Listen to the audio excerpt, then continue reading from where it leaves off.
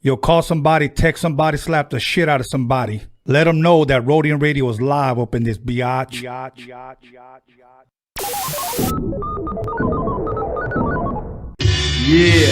Dr. Dre is in full effect, and I gotta tell y'all a little something. Eazy-E is down with us. MC Ring, you know he's down with us. DJ Yella is down with us. Arabian Prince, you know he's down with us. Tony A. the Wizard is down with us. JJ Fag is down with us. Timmy T, you know he's down with us. DJ Pooh, boy, he's down with us. Toddy King and Spade, they're down with us. My boy Ice Cube, you know he's down with us. I like to mention, so pay attention to where I'm from, Compton, but the tapes are from the Roadium. My name is Dre, listen while I play. And by the way, I'm also down with NWA. Yo, Steve at the Roadium is down with us. Slanging funky tapes, it is a must. We're number one. Tony A. Tony A. When you're ready, go. Welcome back, everybody, to Roadium Radio, episode 59 on a Sunday evening. I have some announcements I have to make before I introduce my special guest. And for those of you that have been DMing me and inboxing me on Facebook and still asking me, how do I subscribe to your YouTube page? It's very simple. You can look up on the screen right now and you will see something saying subscribe. There's no button. All you got to do is hit the name subscribe and then hit the bell button there for you to receive a notification when we upload future content or when we go live. So once again, that's how you subscribe. Real simple. Other than that, I have a couple of announcements. Strength Cartel sent me some pre-workouts. Sent me like 3 of them. And I just want to give them a shout out because I always keep my word and said I would. So they gave me like 3 different pre-workouts, which I'm going to try as soon as the fucking gym opens up again. And these are Spanish Fly right here. So, but other than that, once again, Strength Cartel. As a matter of fact, I'm sporting their shirt. So thank you very much for that. And the doll that's trending right now, the Night Owl doll. As a matter of fact, I have 10 of these and they're autographed by Night Owl himself. Check this out. Listen. Okay, they even got some music. So what I'm doing to raise money for the documentary, the Chicano rap documentary, whoever drops $50, okay, on the donation will receive one of these, free shipping, and also all the incentives. All the incentives contain, you get to watch the Roadium mixtape DOCUMIXERY for free. You get your name on the documentary itself, and you also get the doll. The first 10 people that hit us with $50 on the Chicano rap donation will get one of these autographed by Night Owl. Once again, this is trending. And as soon as you get yours, take a picture, post it up, and tag somebody. All right? So I got 10 of these. So here you go. Other than that, I'm going to give one special shout out to someone. Renee Lara Zamora just turned 25 years old, and I kept my word. Happy birthday from Roadium Radio. Thank you, and we love to support those that support us, so much love, much respect. And I have some other announcements, but we'll get to that right before we go to break or after break. But without further ado, please allow me to introduce Esther Daz from Spanish Fly from the Harbor area. What up, what up, what up, How you Tone? doing, brother? I'm good, man. Blessed. Oh, man, I see you got your Modelo already. Yeah, I'm not going to start drinking until the end. Because usually when I drink, bro, I get like tartamudo. And I start making dumb decisions. And then I wake up in the morning kind of like, what the fuck did I do last night? You ever do that? Yeah, back in the day, bro. Back in the day? Yeah, too much drinking. Yeah. Wake Okay, up. now, have you seen anything good lately on TV? Yeah. A few things. Like what? Well, I know you mentioned Tiger King. I saw that. That shit was wild. I saw something, David Koresh, you know, that whole religion The thing. Waco bullshit. That Waco bullshit. But just yesterday with my girl, we were watching something about the polygamists, like the Mormons. It's crazy, bro. Out of Utah, they got like 4 wives and 30 kids and shit. And we've been watching that. Yeah, you got to check that shit out. It almost makes it seem like that whole religion is just all about fucking. Pretty much, Like, bro. you know, it's weird. Yeah. Like I wonder, like, if, you know, like if the Mormons and the Jehovah's have like a beef or something. I don't know. I don't know, You know? bro. But one of the brothers, he dies. You know, he already had 2 wives, and so I guess his thing was when he passed away, he wanted his wives to marry the brother or some shit like that. Keep it in the family. Keep it in the family. So he could smash too. He can smash too, and it's just like you see all the episodes, man, of these ladies. It's crazy, bro. It's kind of crazy because like these guys are able to have all these wives, but then the women can't. They got to stick to that man. You know? So, Yeah. But- So they get all kinds of nalgas, but they only have one weenie to share. yeah, exactly. Like who would want to be a Mormon? Like what woman? Shit, my pops today was like, "Está bien, mijo." Está Like I was bien, telling, bro. I was at my parents earlier, and I told my mom about it. My mom was all pissed off. Eso no está bien. And So my is it pops safe- was like, "Hey, what's wrong with that? They're good with it." So is it safe to say that David's becoming Mormon? Nah. Okay. I'm my girl right there. Nah, I had to ask. never. Nah, I wouldn't do that. That was comedy. So One woman man, dude. That's it. okay, you know which one I saw that was pretty interesting, but after a while kind of bored me. Which one? I think it's called Trial by TV. When you get a chance, I started watching that. look at it. The first one fell was the best asleep. one. Remember that Jenny Jones show? I saw that shit. Okay. Remember when there was a gay guy that went on there? He wanted to confess that he had a crush on someone, Yeah. but it was another guy, and he happened to be straight. Okay. That guy comes on the show, and the gay guy pretty much tells him, I have a crush on you. 2 days later, the straight guy goes to his house and kills his ass. Yeah. So, and the reason why I found that entertaining, not because that dude was gay or he got killed, was because I never found out what the fuck ever happened. You know, I saw it on TV, so I never followed up. As far as like why he shot him or what? Yeah, like why he shot him. Or I think whatever. that's what it was about. They were discussing because I know a lot of the attorneys were like, you know, look at the way he looks. He was upset about it, but yeah, it's crazy. I don't know. That dude said he knew him beforehand, and you know he was cool with them, but yeah, homeboy just smoked him, bro. Now there were stories going around saying that supposedly after the show that they actually got together. Did you see that? No, I didn't see that. Okay, shit. I was gonna ask you if you thought maybe that might have been true. Or I mean, who whatever. knows, bro? You know, the sad thing is that in the rap game today, there's a lot of low key dudes like that too, bro. A lot of low key. They know who they are. Some of them are probably watching. You think so? Yeah, I'm serious. Some of your favorite rappers are probably like that. Hey, who knows, You know, bro? les gustan el camote behind closed doors, homie. You know, so Too many shots, and then before you know it, starts with. yeah, it did. So well, before you guys come on here, think twice because I do ask a lot of questions. Okay, so You gotta be ready, man. you got to be ready. So yeah, bro. But anyways, other than that, Yeah. how you been? Because the last time, you were here was like months ago, bro. Yeah, it was a while obviously back. 2019. Yeah. Yeah, and how are you and Trick still doing? You guys still talk? Yeah, we're good, man. I'll talk to him today. Okay. Yeah, we're good. And the other day I called him up too because regarding some needles, turntables, and shit, and just asking him what kind of needles he gets. So we still talk, bro. We're like bros, you know. Even it's kind of like one of those things where I don't, if I don't talk to him in years, I could just call him one day and we're back where we left off. Right, that's Yeah, good. today That's a I good talked to him. He was relationship. with his wife, and just Well, big ups to Tricks. Big up Matter to of him. fact, I yeah. still have your cassette deck. You know where I live, so don't worry. I'll give it back to you soon. Now I have to ask, just in case, any word from Mr. Rich Rock? Nah, nothing lately, man. Nothing still? Nothing. No. Okay. I'm still waiting to do the documentary part 2. Okay. So stay tuned. But no, I haven't talked to him. I don't know if Frank has. Mm-hmm. You know, I miss Rich, man. That dude. I mean, you know, you Yeah. work with him. Anything from his father? Have you talked to his dad? or Nah, I caught up haven't with him or talked to his anything? pops. Nah, Frank had more conversations with them, and the brother, little Lulo, he, you know, he was also in the music, but I haven't seen Rich Rock, bro. I mean, the last time I saw that guy was, bro. I mean, what? Maybe early 2000. I saw him like in a liquor store, and he didn't really recognize me much, so. Right. Okay. It's just kind of like, you know. Now, ever since this, this pandemic thing has been jumping off, I know this. You used to go to the gym a lot. What's Yeah. one thing, if anything, that you miss that you can't do now? Besides the gym, the Yeah. gym is one of them. Shit, what else?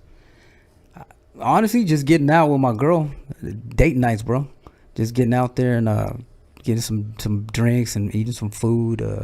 Other than that, just visiting my family, bro. Okay. Other than that, Yeah. casinos, bro. I'm big on casinos. For reals? Yeah, in case you don't Slot know. machines, Slot blackjack, machines, my girl, yeah, jacks, all that, all Okay. that. Roulette. And not roulette. Just Okay. just certain games we play with the, you know, the what's that game we played? What's the one you like, babe? The penny slots and shit. Okay. Yeah. That's what my mom and dad used to Yeah, do. that's it. You give them like $100 and they'll be there all damn day, bro. Now my mom will The pennies. spend, bro. She'll spend like $800. For real? Yeah, she los pone. Yeah, she just fucking. Yeah, I never been a big casino guy. My brother, he's a big casino guy. I've been going to Vegas since like the 80s. I went to like all the Julio Cesar Chavez fights out there. Fights, yeah.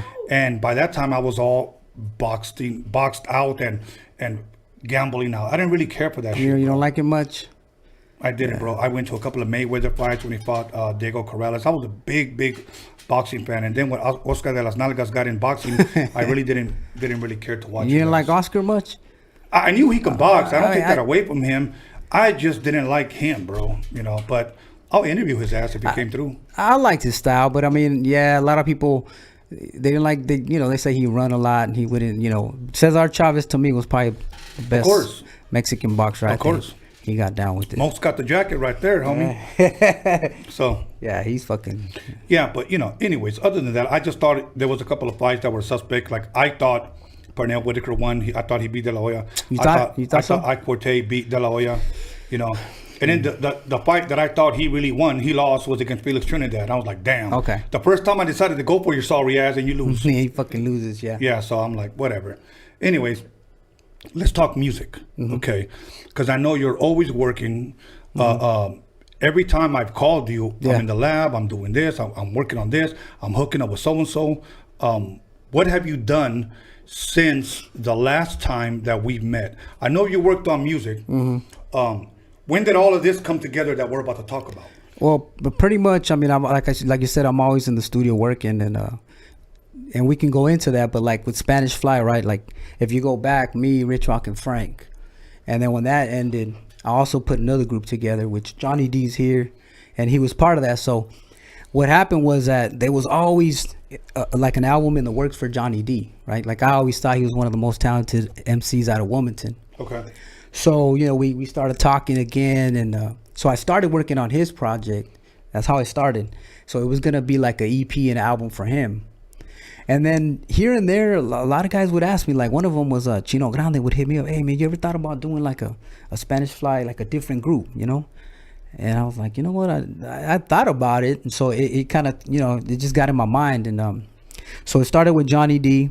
And then from there, he talks to Anna Mean, so he would bring him up. It's like, hey, he's dope, So from there, I was like, you know what? Instead of like, we would discuss it, like let's put like the way I thought about it was like kind of like a Latino Chicano Wu-Tang. It's kind of what I envisioned, pretty much. Yeah. Just because of the greediness to it, and everyone has a different style, and I just think that was missing, just that greediness to it. So I thought about that, and I got Johnny in the studio. We did a couple cuts. I threw him that idea, and then from there, man, we just started getting in there, and sessions every weekend and putting these songs together, and that's how it started, and it came about pretty much. And then Mokes too, because I knew Mokes from Mexiclan. Okay, so you known him for a minute. Then. I known him for a while, and I always liked his style. He's one of those MCs, man. To me, one of those guys where I don't know if you ever had that situation where you hear someone rapping and you don't know what the fuck he's saying, but it just sounds fucking good. Like, I mean, he's dope. I do know what he's, you know what I mean? He just sounds good, bro. Sometimes I'm like, what the fuck did he say? But it just fucking dope. So anyway, I just like his voice, and it cuts through real good with the music. That's so dope, man. Yeah. People are probably wondering, what are you doing with the mask on? Well, you gotta protect yourself, bro. Gotta be ready at all times, right? Yeah, come on, bro. Hey, what's funny is, my niece actually had the coronavirus, bro. For reals? Yeah, in case you didn't know that. They actually live in Seattle. This shit was in March. Because I talked to a lot of homies like, bro, that's just bullshit. And I'm like, Right. Are you sure? Well, come on, bro. You know anyone who has it? I'm like, yeah, I do. My niece. So back in March, she had it, bro.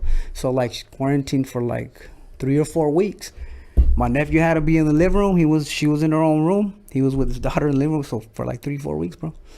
She got tested and everything, positive, and she's fine now. But I mean, so you gotta be through, Chuck. Come on, Tone. Well, I'm one of those guys, bro, that, you know what? When it's a 1% fatality rate, Yeah, that's true. you know, I mean, you have a better chance of catching syphilis in the hood, homie, than catching the coronavirus. It's my new bro. look, but what do you think? Fucking get on the turntables. And I like it, bro. I like it. But I went to the market and this lady told me, you better wear a mask. I go, lady, if I come back with a fucking mask, I ain't paying for shit. You know what I'm saying? So, You a jack on fucking yeah, tone, so- dude. But, You're a okay, so fool. now you've been doing all the production so far? Yeah, pretty much the whole production. Yeah, getting in there and putting it all together. Yeah. Okay, now what inspired your production? The reason why I asked you was this. Because that song that you guys have out right now, okay, ¿cómo se llama the single? Okay, my song. Yeah, okay. Dope ass fucking song, bro. Thank you. It really is. And you're right. Every person sounded the same. I mean, sounded different, but you guys all contributed to the same song, which to me, the beat complemented everybody's style of lyrics. Yeah. Everybody. And I'm a big fan of different. I love different. I know, You know, yeah. you're just not trying to do, not that I have anything against G-Funk, but you guys Yeah. just ain't trying to do that and trying to smoke weed. I didn't notice nobody twerking in that video. Nah. I didn't notice any weed, and I didn't notice any liquor. Maybe, you know. Maybe before we Yeah, drank a little maybe something. but- you guys got liquored up before then. Nah, But, but I hear you. you know, I don't have anything against twerking, you know, but it doesn't have to be in every damn video. You know, so I'm kind of like protesting twerking. You know, I see the nalgas in the videos and all that. Yeah, especially if they're nasty and flabby and it's going in slow motion. Okay? What I'm saying is, I'd rather hear talent, bro. Nah, I got you. If you're Yeah. trying to sell it to me by some nalgas, I'm good, Yeah. homie. You know what? I want to hear you spit, you know? So that's all I'm saying. Do I like twerking? Yes. Yeah. But I'd rather see it in person than in a video. So. Yeah. But, so now, that song, what has the response been off of that song? The response has been pretty good, man. You got a few haters, you know. I've seen some comments, but just like anything, Right. you got them, you know. So, but overall, it's been the positive outweighs the negative. Right. So the response has been really good, man. To be Okay. honest, yeah. I want to know what are some of the bad or negative responses that you have heard, because I have a point to that. Okay. What Well, was, some of the stuff that I read it kind of didn't make. I mean, it's cool if you're gonna say, you know what, I don't fuck that song. This is this and this. Like, say something about it, you know. Right. But usually it was just some bullshit. Like one guy put something like a bando or something, like a new bando of old dudes or something like that. So I'm like, what the fuck, bro? So I just kind of said, hey, you know what, talent, like half of these guys will rap circles over these young bucks anyway, talking Right. about nonsense and fucking No, that getting is- high and all this shit. So anyway, talent doesn't have an age. So that someone else put something like, it's weak or something. Like, I want to hear that. I want to hear the original. And I think, like you're saying, they want to hear the oldies and the zap, and they want to hear the same shit. I get it. Right. But to me, we gotta elevate the game. you got to grow, man. Yeah, you gotta evolve. Look, it's almost damn if you do, damn if you don't. Because I tell you what, you come out with something new, people like it. But then you have those other idiots. You know, I want the oldie stuff. And then if you do that, the other people will say it's the same old shit. Right. You know what I'm saying? So you can't just stick to. You got to grow. Now, let's talk about something. Hip hop is the only genre of music where people have put an age limit. If a guy's old, his old ass is still rapping. Yeah. Look, rest in peace, Kenny Rogers, but his old ass was still singing. Yeah. You know, look at what the hell is his name? Mick Jagger. Okay. Yeah. Those guys are still singing "Start And Me still Up." fucking doing it. Are in their 80s. If you haven't been started up by now, dude, I don't know what to tell you. But Yeah. nobody puts an age limit on Nah. those dudes. Nah. You know, how old is Lionel Richie? You know, but when it comes to a rapper, his ass is Yeah, old. yeah. He's fucking old. That's it. You Give know, it up. Yeah. But rap is the only one where people put an age limit, and they shouldn't. Shit, that shit would be dope. Imagine watching an 85-year-old dope ass rapper that fucking raps better than half of these young. I watch that shit. Yeah. I mean, it might not be me, but I fucking fucking Well, gray beard. All you got to get is get busted. some of these goofy bastards against some of these OGs, and you know, and Throw 'em battle. in. You know, let's see what happens. Yeah. You know, because some of these guys, you know, I don't know if you've ever seen. I don't know if it was I don't even want to call that a cipher because these guys couldn't rap worth shit anyways. What do you call that one idiot that was with that one white girl, La Nalgona? He was a black dude. What was his name? He was with her. She was with Kanye West at one point. And then she got with this goofy bastard. He was from Europe. He got deported. Who the fuck was that? Anyways, he was like in a cipher, and they caught his ass mumbling because he couldn't rap. What the- He was Mumbles. Yeah, dude. And I'm thinking, and these guys are making money. They're winning. Yeah. I just don't get it. Yeah, I don't get it 21 either. Savage. 21. Okay, there you go. Yeah, I don't get it. I mean, and personally, like I said, like you said, what inspires music for me? Honestly, to me, we're in a time where for me it's the love of hip hop. Because I mean, if it wasn't for that, why would I do it? Because the feria, I mean, a lot of these motherfuckers ain't making much. It's a different ballgame. That's how I see it. Right. I mean, there is potential to make money. Right. But what I'm saying, the reason why I did this project was really for the love of it, and I just love creating, bro. Like I said, when you hit me up, I'm in the studio, and you know, crafting the sound that I want to, you know. And I did it. You're right. Like the G-Funk, Dr. Dre, fucking. That's a rap, you know what I mean? Right. I mean, you're dope too. I look up to you, your production, your DJ skills. That's one thing I kind of wanted to put in my production, a little bit of cuts. I think that there's not a lot of that right now. Which I think that's missing. Right. So I want to do that, you know. And so there's a lot of producers that I look up to. Dre, of course, yourself. But I like a lot of East Coast shit, to be honest. Like I like Jay Dilla. You know, the way he put his beats together, just kind of almost off beat. You know, no quantizing type shit. So I take from everyone. Just Blaze is another guy I really like. People probably think I'm going to mention, I mean, Battle Cat's dope. All these guys, I love them. West Coast. But for me, like, something about those guys, like the Just Blaze, the Jay Dillas, just spoke to RZA from the Woo. A lot of that East Coast stuff is because us being older, we grew up with East Coast because really that's where hip hop came from. Yeah. So we grew up with that. There was more of that in the beginning than there was West Coast. So that's kind of like in our roots. So sometimes when you hear the boo, bacap, boo, bacap, we right away like, okay, that's some shit right there. It's not G-Funk. No. It's like some boom bap shit. You know? Boom bap, yeah. So that's what I kind of heard when I heard this. Now, I wanted to ask you, who did that creepy ass, that creepy intro? Who did it? Fucking hey, Johnny D. Okay, man, I'll ask him You can ask him about that. Hey, you know it's funny though, cause hey, I'll have Johnny talk about that, cause someone saw the video that and they did their own. They put it up and they're critiquing it in a way, talking about it and shit. It was more positive than negative, but I think dude mentioned something like it sounds creepy. The funny thing is, my girl had told me when we did the record, I played it for her. She's like, that's creepy. And I'm like, well, that's what we want, some creepy shit. And it was just funny because she was like, I told you that shit was gonna. But anyway, he could talk more on that shit. Okay. Why he, you know, his character. I like creepy. I enjoyed that. I thought that within itself was different. Yeah. You know what's funny? I was even saying, which I'll touch a little bit more. I was like, okay, I was brainstorming. Where can I get that guy to do that fucking voice somewhere with something I want to do? That'll be dope. Yeah. Yeah. Now you know, man. That's something like creepy horny. Yeah. Yeah. So yeah, that's. But we'll talk to his horny ass later. Yeah. So. But anyway, okay. So you guys dropped that video. What's next? Is there another single coming out? Yeah. We got a. There's a single called "On My Lap." I'll send you some songs, but anyway, and that's gonna be next. On So My we're Lap. gonna on my twerking lap. song? Nah, no Okay. twerking. Nah. Yeah, no. Anyway, that's gonna be a single dropping next, and then after that, probably the EP. Okay. I'm thinking more in June. I'm Okay. still mixing some of the songs, but That's dope. And I want a few other people maybe on there featured and stuff. Okay, now when this Corona shit blows over Yeah. and people start calling, are you guys gonna possibly want to do some shows? I mean, you know, for me, like that's one thing about the whole. I don't know why. For me, I kind of hated doing shows. It was weird. Why? I like being in the studio. I don't know what it was. Maybe it's my fucking I got OCD, and I think part of it, I think it fucked me up because when I would do shows, bro, it was so much fucking stress. It is. I mean, I'm just being honest. It would fuck me up where like the night before I couldn't even sleep. I'm like, wow, fuck. Until I perform. And then when I perform, I'm good, right? And everything's real smooth. But I know these dudes are ready to roll. And maybe I will. You know, maybe I'll be on DJing and shit. And depends because, I mean, I don't know who pays for shows now. Now it's almost like you got to sell tickets. I mean, the era that we grew up, even the shows, even Johnny remembers some of the shows we did with Spanish Fly, not even this crew, the one before, we were getting paid for shows.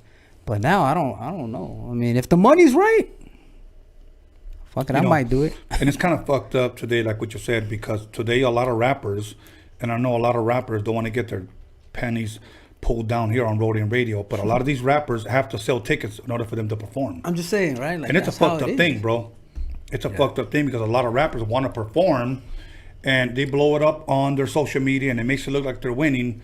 And not to talk shit, but really, dude, you sold tickets so you could perform.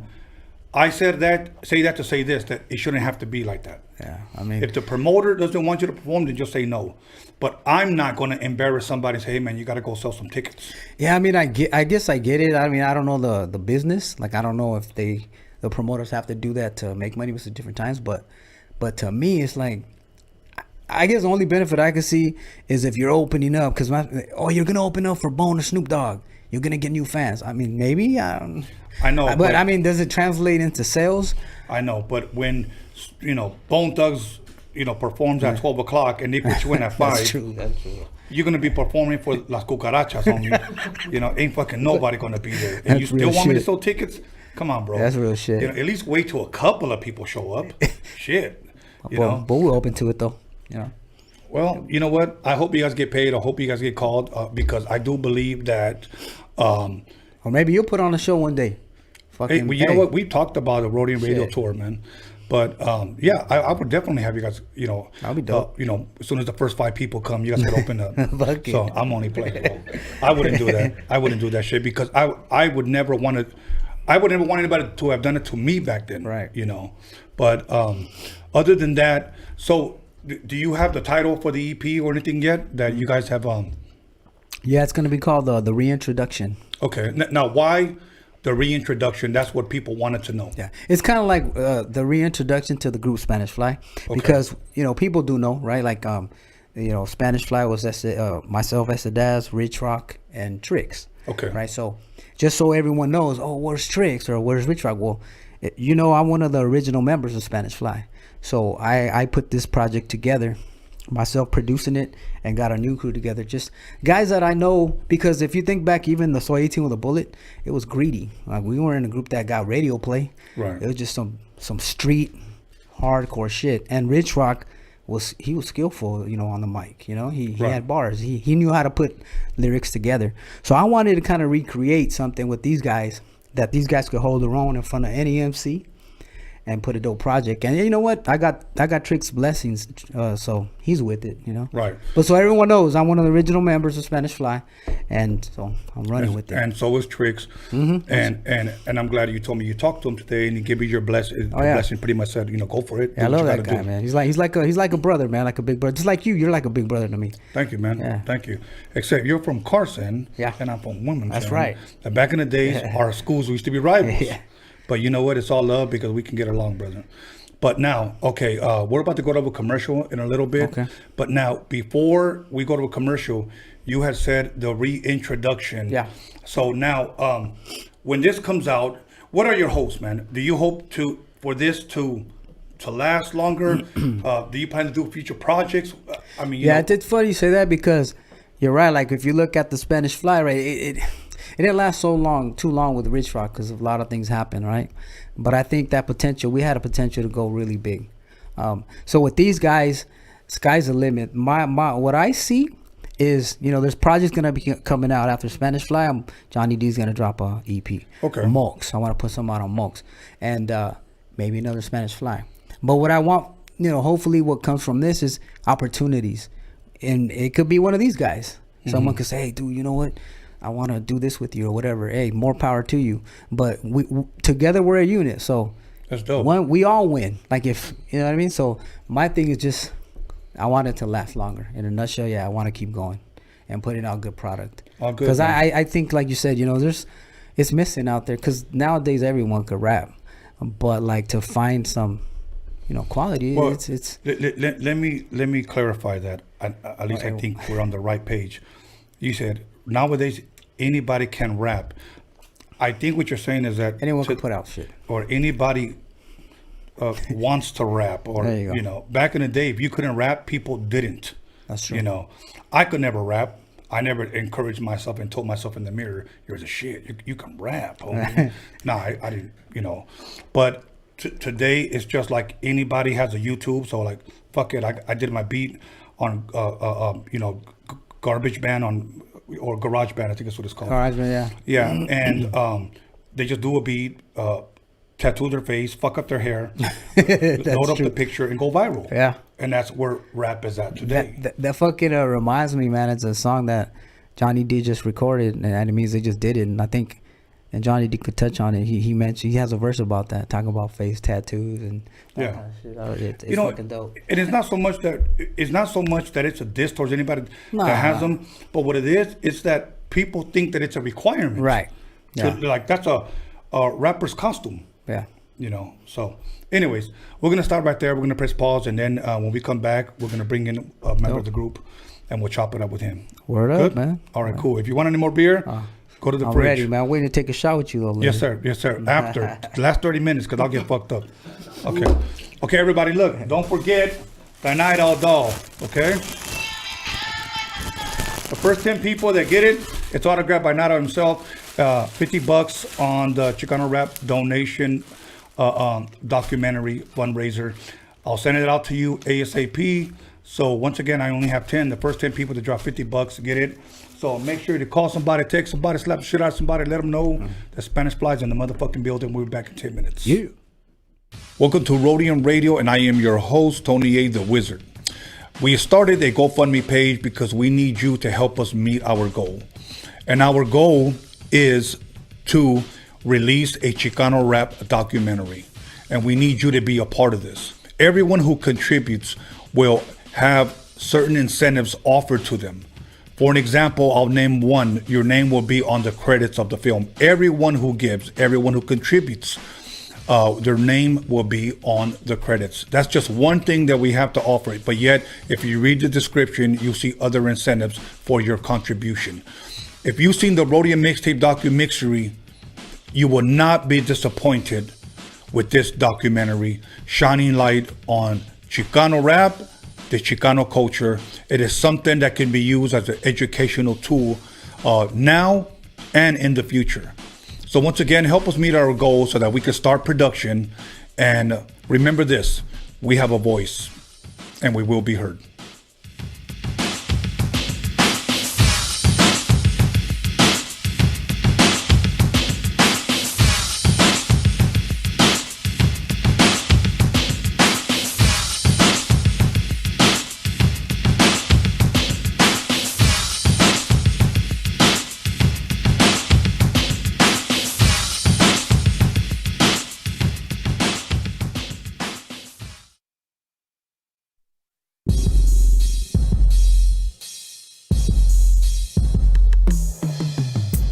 It's Mr. Little One chilling on Roadium Radio with the one and only Tony A and John motherfucking Elkins, boy. Hey, what up? It's your boy Mr. Shadow. You're watching Roadium Radio with my homeboy Tony A the Wizard. You know what time it is. Yeah, what up? This is Mr. Night Owl, and you're listening to Roadium Radio with the legendary Tony A the motherfucking Wizard. Yo, what's cracking? Nosotros somos Aquid y estamos aquí con Tony A the Wizard. You know Roadium Radio, damn it. You know what it is. Yo, what up? This is Mellow Man Ace Padrino, and you tuned in to Roadium Radio with my man Tony A. Keep it locked. Yo, what's cracking? It's your boy OG Arabian Prince from the world's most dangerous group, NWA. Sitting here with my boy Tony A the Wizard on Roadium Radio. What's up? This is Esther Dazzle, Spanish Fly, Harbor Area's finest. Tune in to Tony A on Roadium Radio. What's up, everybody? It's your homegirl Magic Girl, and you are now listening to Roadium Radio with Tony A the Wizard. Yo, what's up? This is Bozo, aka Emiliano. You tune into Roadium Radio on Tony Vision's YouTube channel. Let's get it. What up, what up? It's Misfit Soto. You guys are now in tune to Roadium Radio right here on Tony Vision on YouTube. Yep. Check it out. This is MC Poncho on the MIC. Shout out to Tony A the Wizard, Roadium Radio. You already know. What up, this is DJ Trick, Spanish Fly, and you're watching Tony A on the Roadium Radio Show. Big G, Roadium Radio, Tony A in full effect. Stay tuned, watch, listen. That's how we doing it over here. Yo, what up? I'm out here. This is Big Daddy Swoles. I'm jamming with my man, Tony A the Wizard, out here on Roadium Radio. The podcast is off the hook. Check us out. This is DJ Clientele, and you are listening to Roadium Radio with Tony A the Wizard. Yeah, this Baby Bounce here with Tony A the Wizard. You are now tuned in to the Roadium Radio. We do it for the people. You hear me? Mic check, mic check. Ernie G from Proper Dos, and I'm listening to Tony A, the motherfucking wizard, on Roadium Radio. And if you don't know, you should know. What's up, everybody? This is Soren Baker. I'm the author of the book, The History of Gangster Rap, in stores now worldwide. And you're listening to Roadium Radio, hosted by Tony A.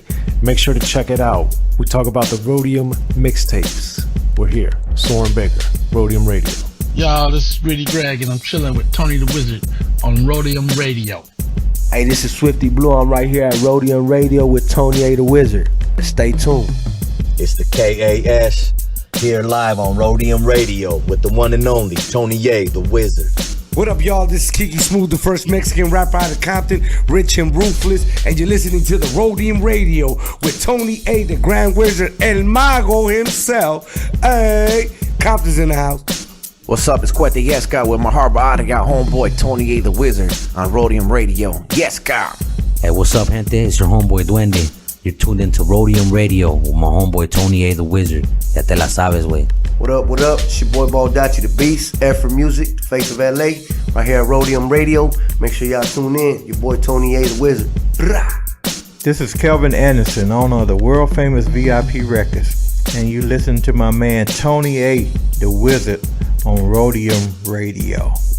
Yeah, what up? It's Lil Black, you the brown super baller, and you checking out Roadium Radio with the homeboy Tony A the Wizard. Yo, what's cracking? It's your boy OG Big Wicked, Real Ones Apparel, Orange County. Out here with my boy Tony A the Wizard, Roadium Radio. Y'all make sure to peep it. Peace. Que tranza raza, aquí su servidor, Sinful El Pecador, and you listening to Roadium Radio with my boy Tony A the Wizard.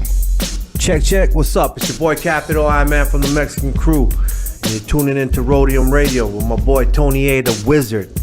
Motherfucker's a legend. Bow! What's up, y'all? This is Chris the Glove, and you're watching the Roadium Radio Show on Tony Vision on YouTube. What's up? This is Mr. D on Roadium Radio, kicking back with the homeboy, Tony A. Yo, this is Fancy the Boss. Tune in on YouTube at Roadium Radio with Tony A the Wizard. What's up? This is Leah Farsayer, aka the Dragon, the Serpent, the Spear. I'm on Roadium Radio with my boy Tony the Wizard. Hey man, Nick V and Eric V, the Baker Boys in the house, hanging out with Roadium Radio and the one and only Tony the Wizard. Tony the Wizard, aka Kylo Ren, right here on YouTube, Sundays and Wednesdays. Tony Vision, subscribe Tony now. Tony Vision, yeah. Boys, big baby. What's good with it? This is old creep, aka Jay Stompanato. I'm putting it down for Orange County on the Roadium Radio Show by West Coast legend DJ Tony A. We up and out this bitch. What's up with it, dog? It's West Coast Gilly on Roadium Radio with the legend Tony A the Wizard on Tony Vision. You know what it is, West Coast to the fullest, believe that. What's up, everybody? This is Stefan Orior listening to Roadium Radio with Tony A the Wizard. Yo, what up? This big MOC, Mr. Mokes MC on the Roadium Radio Show with Tony A the Grand Wizard, baby. Let's go. Yo, what up? It's your boy Doughboy Tony. You're tuned into Roadium Radio with West Coast legend Tony A the Wizard. What up? It's your boy Lottie the G, straight out of Santa Ana, CA, and we're right here live in the mix with the West Coast legend Tony A the Wizard on Roadium Radio, Tony Vision on YouTube. Yo, what's up, world? This is Cool 187 above the law in the building, and you tuned in to Roadium Radio with my man Tony A the Wizard. Blah! What's up? This is Darren Vegas. You're on Roadium Radio with Tony A the Wizard. Real West Coast hip hop history right here. Yo, what up? Sleepy Malo in the house here at the Roadium Radio with my boy Tony A the Wizard, giving us our voice back. One of the realest motherfuckers I know. What's up, homie? Show me Frankie Quinones, aka Creeper from Cholo P, and you're listening to Tony A the Wizard on Roadium Radio. That's what's up right there. Hey, yo, what's up, man? It's Cujo the Savage. I'm right here with Tony A the Wizard, Roadium Radio. Everybody stay tuned, man. It's a motherfucking hit. Yo, shout out to Roadium Radio, Tony A the Wizard, your boy Pablo Nunez right here in the studio. Be about it, people. ¿Qué onda, muchacho? Ahí viene este miro. King with the Blaxican and Negrito de los Angelitos, and you're checking out that Roadium Radio with Tony A the Wizard. ¿Qué hubo, raza? This is Wicked from the Brown Side here on Roadium Radio with Tony A the Wizard. You know. What up? It's your homeboy Infinite TGM, chilling with Tony Hay the Wizard on Roadium Radio. Make sure you guys go check that out. What up, everybody? This is Wicked Baby Doll, and I'm chilling with Tony A at Roadium Radio. Check it out. Make sure you subscribe on YouTube and follow him on Instagram. What's good? What's good? It's your boy Spanky Loco, and you tuning in to Roadium Radio with that motherfucking legend, Mr. Tony A. You know what time it is, West. Hey, what up? This is Rebello the Dawn. And this Dominator. And we came straight from the 805 ready to slap that motherfucking meat on your grill, bitch. Roadium Radio, Central Coast Click. What up? What up with it? This your boy OG Magoo, Los Angeles airbrush artist, big chillin' on site with the homie Tony the Wizard on Roadium Radio.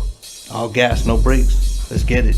Man, you know, listening to LA Icon, man, right here live with Tony A, the motherfucking Wizard on Roadium Radio. Yo, this is Daniel Jones, the D to the motherfucking G Media Clips, here with your boy Tony A the Wizard on the Roadium Radio Show. Check 1 2 1 2. This is Roger Live, and you are in tune to the sounds of Tony A the Wizard on Roadium Radio West Coast. Yo, what's up? This is John motherfucking Elkins, and you're tuned into Roadium Radio with my homeboy DJ Tony A the Wizard. What up, West Coast and all hip-hop fans? This is your girl, Violet Brown, and I'm here with Tony A the Wizard. And if you're rolling with us right now, that means that you love West Coast hip-hop. And if you want to know the real deal from the real players, the real people behind the scenes, you better pick up Tony's new film, Roadium MIXTAPE DOCUMIXERY. You get it by going to DOCUMIXERY.com. You better get this, and I want to do a special shout out and a rest in peace to my man Steve YANO. I'm out. John motherfucking Elkins on the beat, y'all.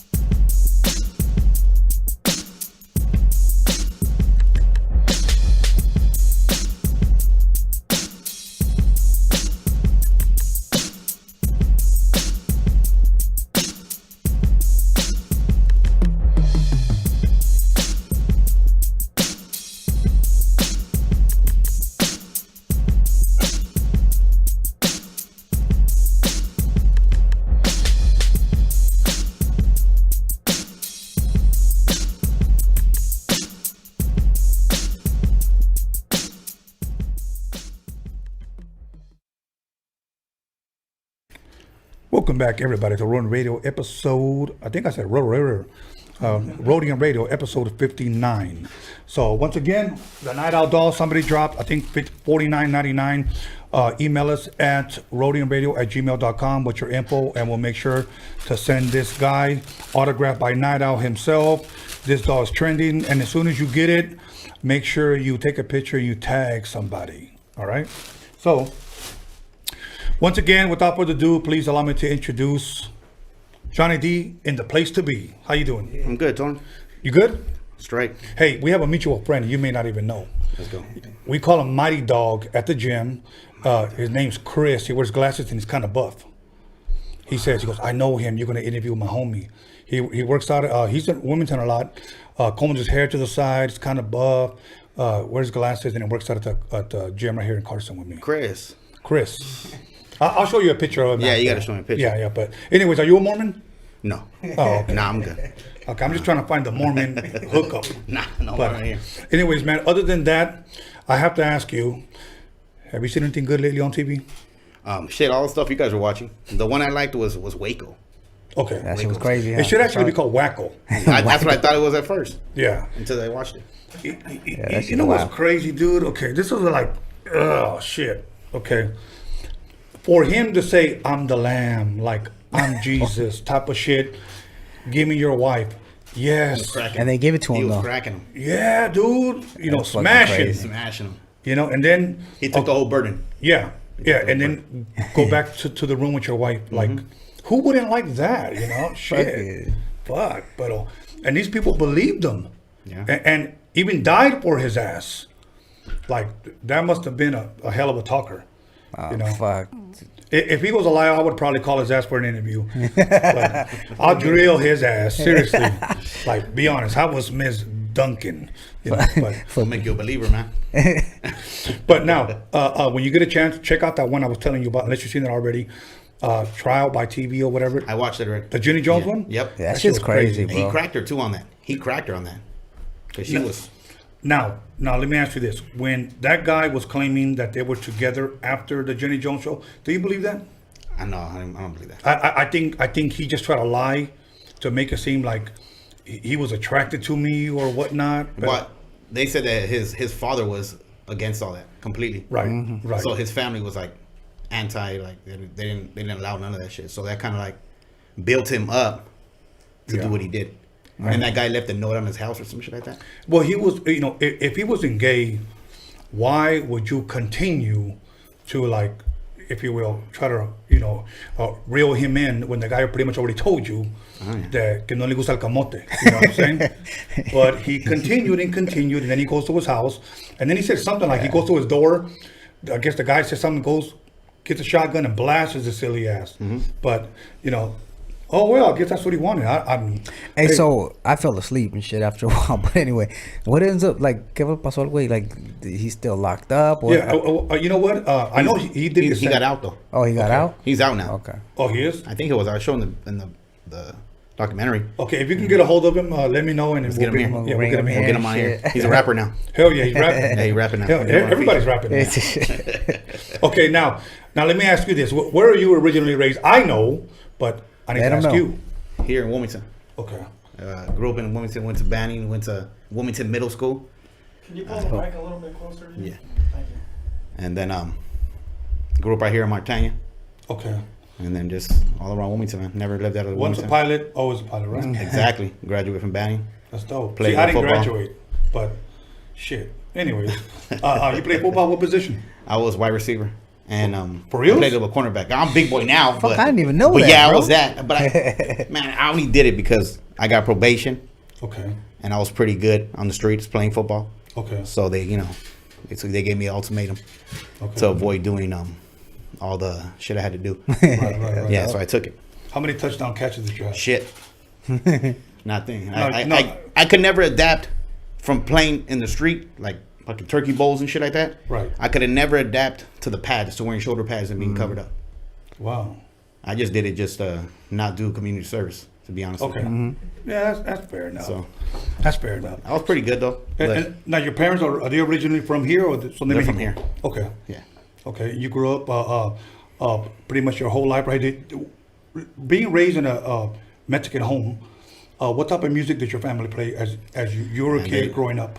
No Spanish music. It's just like my pops when we were really little, he played like Led Zeppelin, Metallica, all that. And then my mom, she was all oldies and like old school and like Average White Band and all that shit. Oh, dope. And then the Gap Band, all that, and then that's what they played frequently. Okay. And then after a while, it just became that. So my dad kind of got away from the metal and shit and went straight into the oldies and funk and all that stuff. Okay. Ever play any instruments growing up? I tried to play the piano, but maybe if YouTube was out heavy at the time, I would have probably been good at it. Because YouTube is like fucking college now. That's where you just fucking learn everything. Yeah. Now, how much younger are you than your cousin, if I'm correct? Right? Daz? Okay. My cousin Daz? Yeah. Wow. Shit. A good, 15? Yeah? Fuck, I didn't even know that. 15? At least 10. I think I exposed his age. It's all good, bro. We're all old. I'm old. So, Fuck it. So I don't give a shit. But now, maybe 10. Around what time would you say, at what point in your life would you say you started rapping? Rapping? I guess right out of high school. It was, I was always into it. Because my age, when the first album I ever got was the Doggy album. Okay. And I remember my uncle gave it to, I think my older sister. And I took it from her. And it was a tape. It was, the flip out. Okay. With all the nasty cartoon and shit. Yeah. So I heard that, and then I was playing that, and then I was playing like, I would say, like more like East Coast, like RBL Posse and E40, and then I started getting into Master P and all that. So I started getting that kind of hip hop, and then all Death Row era. That was my shit. So I never really, I listened to East Coast a lot, but not as much as that era, because that era was popping at the time when I started hearing music. So, and then I started just reciting verses, and then I was pretty good at it. Okay. And then I had a DJ system. My mom bought me a DJ system trying to keep me active, make some money. Right, keep you off the Yeah, stage. yeah. She was buying me records frequently, so I used the instrumentals, and she bought me a burner too, like a little CD old, just one Philips burner. Right. And then I started playing with that. You were lucky, bro, because I didn't have shit growing up. I literally had to make friends with people I didn't like because I knew they had equipment, so that I can go to their house and practice. I used to pretend to like them, and then so I can practice. But and I still don't like them, but that's an old story. But now, so you started rapping. Was there one specific rapper, or maybe multiple rappers that you could say, "Fuck"? Every time I listen to his ass, makes me want to fucking rap, or he's the guy that I credit for like my style, or I would say I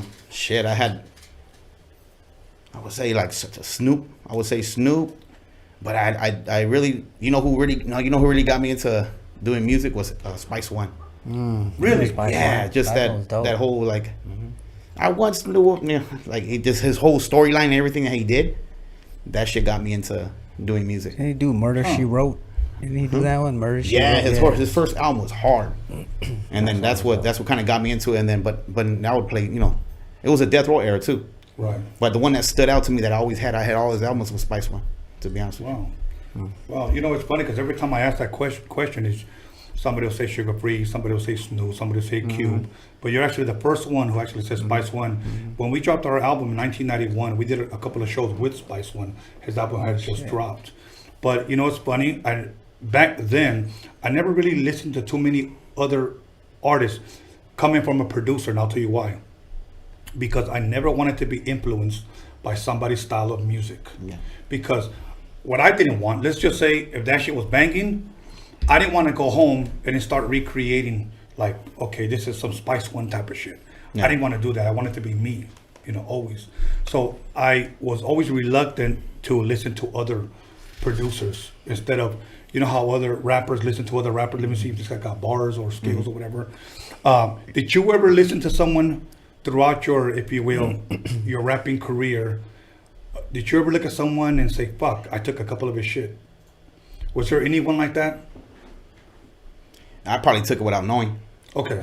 It probably was just embedded in me, and because sometimes I hear a verse, I'm like, fuck, did I take a bar from them? I'm like, well, I changed it. I made it, I might have used it. I paid homage. Okay. Now, when you started rapping and you had your own teacher system, did you start recording yourself immediately? Yeah, the way I had to do it, because my shit was ghetto, I couldn't have, I didn't have a 4-track, I didn't have nothing. All I did was put a blank CD in a CDR. Okay.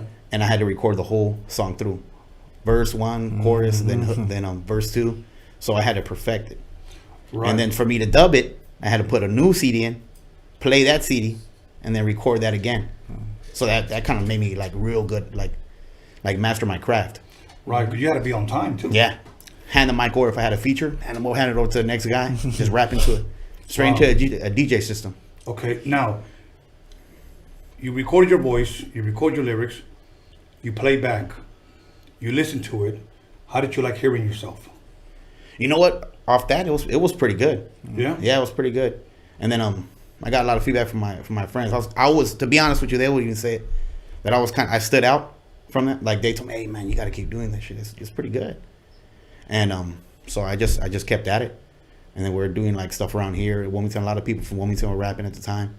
So, but hearing it now too. Back then, like hearing it, the quality was decent. It wasn't bad, without being mixed down and stuff. So like, it's funny that you say that people around here in Wilmington were rapping, because in the late 80s when I started doing the mixtapes, okay, I couldn't find anybody here that could rap. You know who actually rapped, and I give credit where credit is due, who rapped on one of my mixtapes, and a lot of people, because we couldn't find anybody in Wilmington that can rap. And when I say that can rap, not necessarily that they didn't have skills, but they weren't rapping, is what I mean. Yeah. Angel, the owner from Los Tres Cochinitos. Oh, yeah?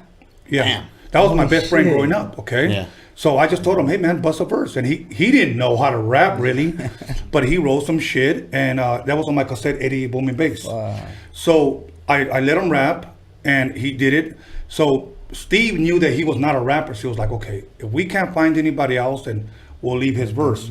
But lo and behold, here comes Ice Cube, so we took his ass off. You know what I'm saying? So, Angel, we still have your verse, but just not on the Ice Cube took your spot. So it was the Angel or Ice Cube. So, No brainer. But yeah, dude, we couldn't. So, because people always said, how come you didn't work with anybody from your neighborhood? Dude, it wasn't until I met the guys from Lawless. Yeah, I started a little later after all this. Right. I wasn't like the era probably was when you're on break. Okay. So- Now, around what year would you say that you were making these demos? 99, 2000. Okay, now, before you, here in Wilmington, give me some names of possibly people that you knew that were rapping and had stuff out. Other than maybe Lawless. Lil Spike. Okay. Lil Spike was hard. Yeah. And then old boy talked about him last show too. He's dope. And out of Wilmington, that was doing it before me. Yeah. I think I could say that was really good. Yeah. Lil Spike.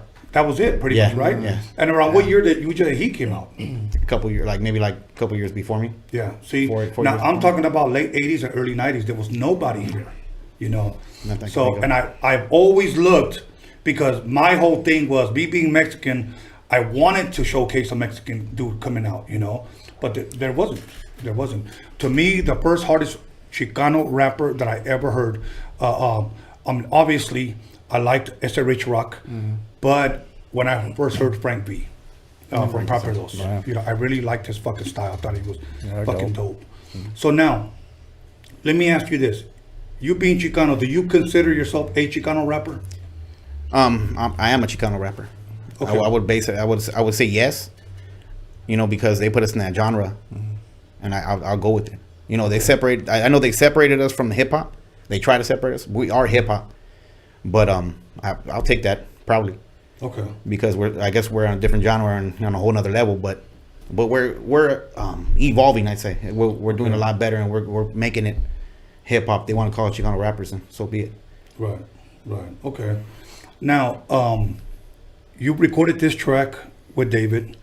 We'll call him David, Daz, because I call him all kinds. it's I all have three good. names for We're him. Spanish Fly. Okay. Now, you hear this track, or he. How did they come together for you? Did he say, "Let's have a meeting, let's talk"? I want to put something together. Share with us. With Daz, I just hit him up, and I go, "Hey Daz, I need to get in the studio." Like, are we just on Instagram? Because we always kept in touch, right? But we haven't talked for a long time. And I was like, man, I got to get back in the studio and get a little vibe going. I feel it. Like, just felt like I hear everybody playing, all the music playing right now, and I'm like, dude, it's about time to get back in the studio. Right. So I hit him up, and we're talking back and forth. It might have took 3-4 months to get back in the studio, to get to his house, Right. Because he's far as shit now. But it took a minute to get there. But once we got there, we recorded 3 songs the first day in there. Oh, okay. And then after that, it was like every week we're going to the studio and just making jams. Okay. Yeah, because what do you stay at? Now you stay like in Egypt, don't you? That's That's how party stays, dude. But but like Ernie G said one day, thank God for the coronavirus because there's no traffic. No traffic, bro. But now, so you hit him up. He plays this track for you. I came, I conquered. I came, I saw. It was like in the middle of the music. We're talking about beats and he was creating and he made the beat, but he mixed it down nice. The beat was different before. Okay. The visual and everything now is completely different than what it was before. It was a funky boom bap beat that we wrote our lyrics to and busted to, and I wrote a hook on the way to his house, and then it just came out. All the songs that we're making, when he puts his mix to it, it's a better, different kind of style to it with his breaks, all the little details he puts in all it. kinds of shit. Shit's hard. It's dope. No, the shit came out dope to me. I liked it, and I'm gonna be real with you. That production, I don't give a shit what anybody says. It actually surprised me, man, that it came out of him. Hey, that means a lot, brother. No, I'm dead serious when He's I say motivated, bro. That's why I told him, I don't know if we motivate each other or something, but that's what when we got in the studio, shit was like a breath of fresh air. Yeah, It's the motivation, the chemistry. Yeah. That's how it was. It was like when we first met. When I went to the studio the first time, and I was doing my project, and then I ended up being part of the Fly, which was cool. Yeah. Okay. I'm all for it. You know what I'm saying? Okay. Now, the creepy ass voice in the beginning of the song. What inspired that, man? I want to know. Theo 92.3 the beat.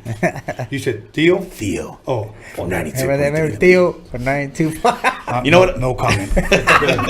Nah, I was hearing that. I don't know, on YouTube. I heard that Mr. Jacking for Beats, Ice Cube. Okay. Remember he did that commercial for him? That ba-da-ba-ba-ba. You know, that Theo one? I heard that. I'm like, fuck. And I was messing with it. I was like, man, this is Theo for 92.3 the beat. Yeah. 92 point skate. Or, you know, whatever. Okay. And I was messing around, joking around in the studio. And he goes, fuck, record it. And I recorded it. I did a couple skits of it, just messing around. That was pretty cool, man. Kind of sounded like a Mexican version of Vincent Price. Remember Vincent Price? Vincent Price, I don't remember. Vincent Price, the guy that talked at the end of Thriller. Remember? Oh, shit. Oh, you know what I'm saying? You know what's crazy? We were trying to find someone like a character, but there was no fucking takers, bro. Like it didn't fit the video. Yeah, it didn't fit. We're gonna have Concrete do the skit and put it in the beginning, but it just didn't fit the video, like the roughness of the video to be coming out. Yeah. And so I'm playing the character. What's the name of the next single you said? On My Lap. On My Lap. Maybe you should have him get a milk crate next to a window. Open the girl where the girls. There you go. Hey, little girl, get on my lap. That might be dope. But what do you when you hear that? What you picture? Like you know what? Viejito or just like what? Creeped out fool or what? A Mexican version of Vincent Price. Vincent Price. Okay, I gotta look him up. A horny version of Mexican version. It was more sexy, but Dad's put a little bit of reverb to it. And I don't know. My girl was like, made it rough. He wet it up. He made it all rape van style and shit. She was like, that motherfucker sounds creepy. That sounded like some. Hey, nah, it was good. Hey, I got candy. Come in the car. Exactly. Free hugs. So, shit. Anyway, so how was it shooting that video, man? Was it fun? It was cool. Yeah. It was real. Well, we went to like a location where where they killed people and shit, but it looked like it. Okay, what the fuck does that mean? Okay. It looked like it. Shit, we had to drive in a fucking running over a crowd fucking on my car. Don't step on needles and get pop tires and shit. Nah, it was like an abandoned house. Okay, what city was this in? And what was that? Fuck, I don't know. Off the fucking 15. They probably look like the house where Manson killed that family. Temecula. Out that way somewhere. Yeah. Okay. Now, and remember what I told you this? I said that scenery or what you guys use matched the video. Right. And that's dope. That shit was dope. Because I remember back in the day when they used to hire people to do videos for us. Again, we're talking about early 90s. They would tell you, submit the song and submit us the lyrics on paper because they wanted to match the scenery to your lyrics. Okay? And I think today that's one thing that I tell a lot of Chicano artists. Dude, make sure you do a fucking good video, bro, because that's how you sell it. Yeah. If the song's okay, most people would sell it to you by a dope video. So right. Yeah, that's a dope video. I enjoyed that one. But today you just get guys once again blowing smoke, fucking at the camera, twerking and liquor, and that's a video today. So if you guys have twerking, I don't mind, but you guys already know where I stand. So you got to be there, right next to the girl twerking. Yeah, no twerking. Yeah. T-shirts, pouring water on her and shit. So now, he touched on a little bit that you are going to be working on a solo project. We were at first we were doing a solo project. Okay. So we have probably 6-7 tracks. Do another bunch, choose some from it. But shit, we can drop that tomorrow if we wanted to. Yeah. Because it's so much. We started making so much music, but we're gonna focus on the fly right now, and then once that comes out, then we'll just. But you're next. After definitely. the fly, it'll be his project. Okay. And then Mokes and shit. Yeah, Mokes. Do you plan to release just an EP or an album? I think just an EP, just to keep the ball rolling. Yeah. It's weird, man, how everybody talks EPs now because back then it was just so weird. Like when an artist did an album, they dropped pretty much almost like 3 singles before the actual album because that's how they were going to sell it to you. And then if by popular demand somebody wanted something fast, then he came out with an EP. It's kind of like when Dre did NWA and they wanted something hot, so they did the EP 100 Miles and Running before they actually dropped that other album, that third album. But yeah, you know what? But everybody's dropping EPs today. Now, out of the 7 songs that you said you've done, is there any of them that stand out to you that you could say that's the one? Damn, I have a lot of my shit is like I told Dad, we got to make it a little more change it up. But a lot of it is there's some dope shit on there. Okay. I think it's a lot of stuff that I've been wanting to tell that I would have told if I continued doing music from that time on. Mm-hmm. So it's like a lot of story, a lot of history to cram in just a certain amount of time. Okay. So but there's some good tracks. Okay. And Yeah, when he puts his touch, shit. And all the production is him? It's Daz. Always, everything I did was with Daz. Okay. So. And now, where can people find your stuff if they wanted to listen to it now? Do you have anything out? Wow, fuck. I have I had it on YouTube and they shut my page down. Yeah, now I had a gang of fucking music on my Explain shit. how did your YouTube get shut down? I should probably post some shit I shouldn't have posted. Straight to be honest with you.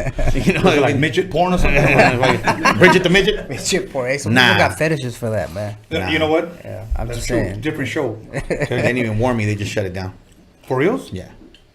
Some shit I don't know. Just make another one. Yeah, that's what I did. Oh, you did? Yeah, but I haven't been pushing it at all. So I'm gonna put it up. I'm gonna put all kinds of music on it. It's Johnny D TV. I already have it up. Okay. But I haven't I had like a little mixtape of stuff that we did before that wasn't mixed down that I think Daz lost. So I put it out there just so they can hear it.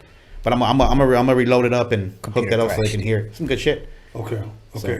And so they deleted your shit. Do you have a lot of shit up there? I had like 30 tracks on it. 30, 40 tracks.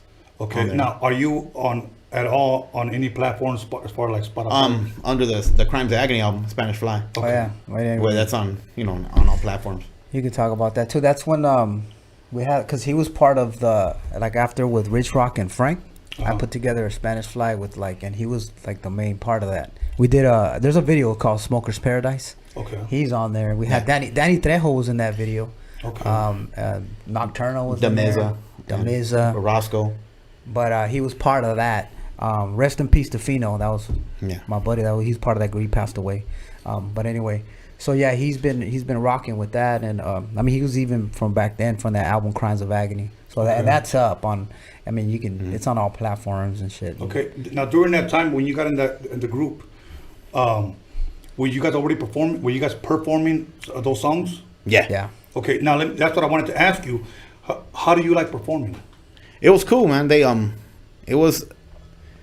We performed. It was dope. They set us up. We got a studio to practice. We had it was all like it was professional. It was on a professional platform. Yeah. And that's the time Pocos Pero Locos was like blowing up. Yeah. And then we were signed to the label, so it was dope. Yeah. It was quick for me. It was fast moving. How was your experience being signed to the Pocos Pero Locos group? At first I came in just like jumping on a couple songs, and then they added me to it. It was cool, man. I think I adapted quick. I adapted how I feel. I adapted real quick. With recording and everything, it's because I can drop a song like quick, and because of how I started. Practice. Okay. Because I had so when I went to the studio and learned the whole format where you can actually record a verse and then go put on another track and record another, that was a walk in the park. So I would just went in there and just like, because I had to master my craft. So going in the studio with him, it was just like, man, let's do this. I was trying to be like flawless on my. Yeah, and you know what, to touch on that, because I've heard you talk about that, like even when you were in the studio, when guys would go in there, I mean, the old school, you're used to running it all the way through, right? Like you fuck up, do it again. And I mean, no disrespect to anyone who punches in, because we all do at one point, but I'm saying it's something about when they get in the booth and they run it all the way, right? Like nonstop. And one thing I noticed about him was he would get in there and knock that shit out.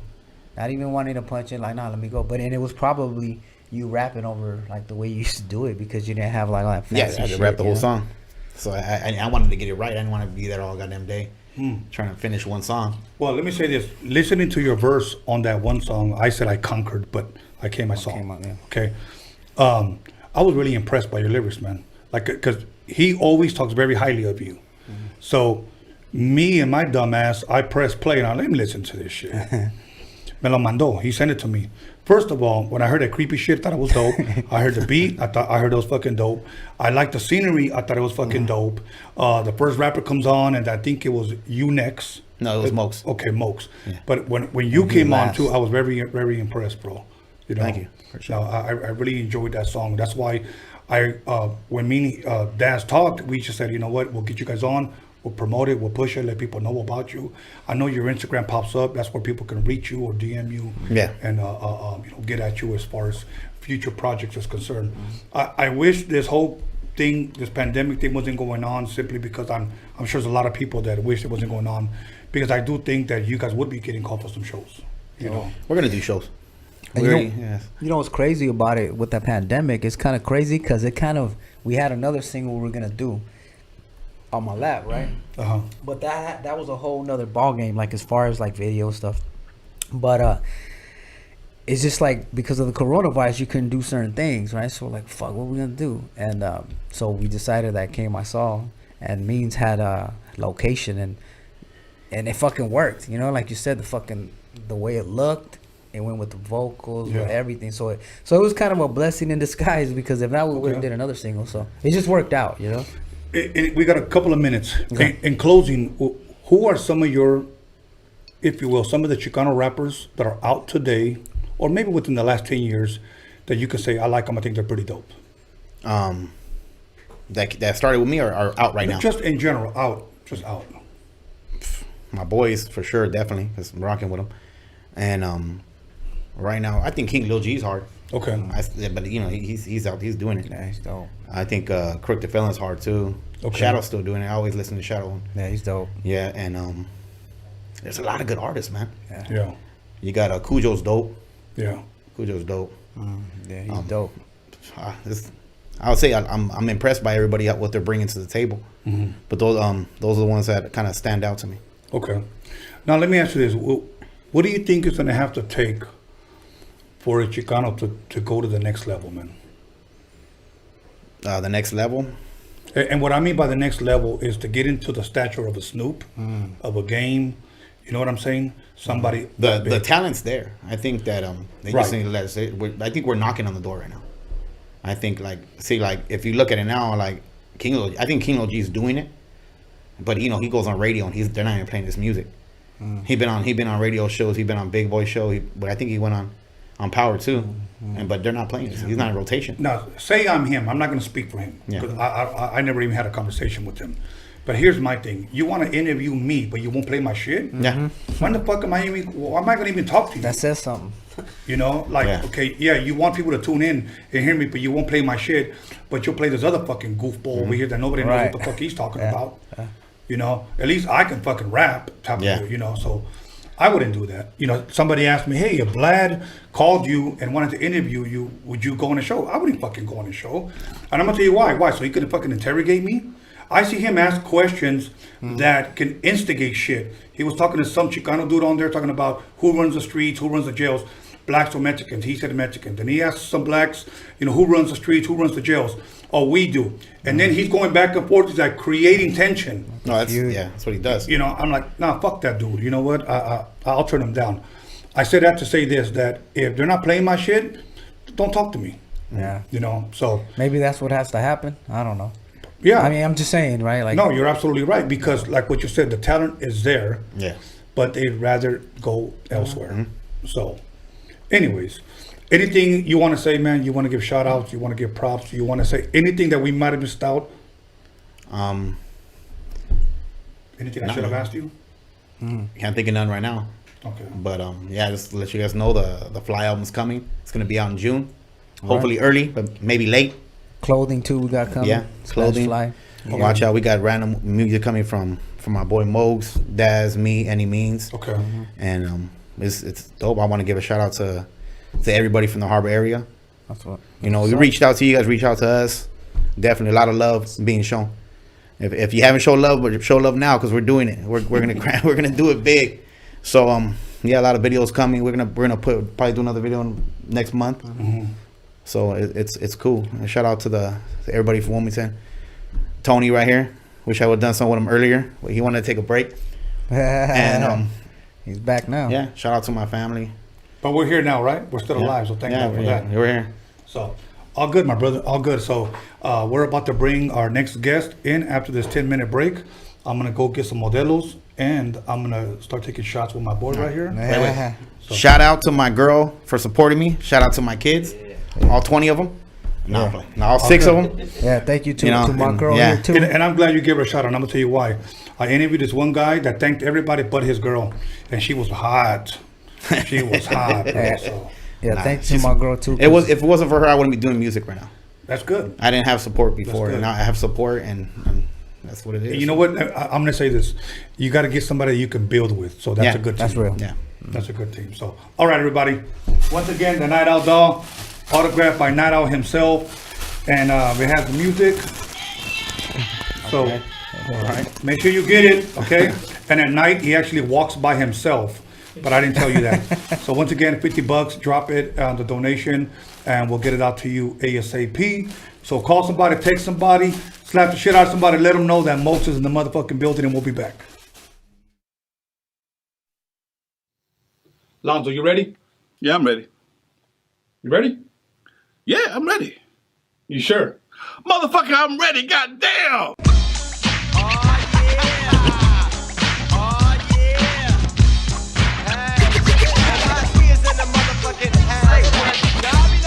Like it ain't shit, cause I'm a player motherfucker named DJ Quick.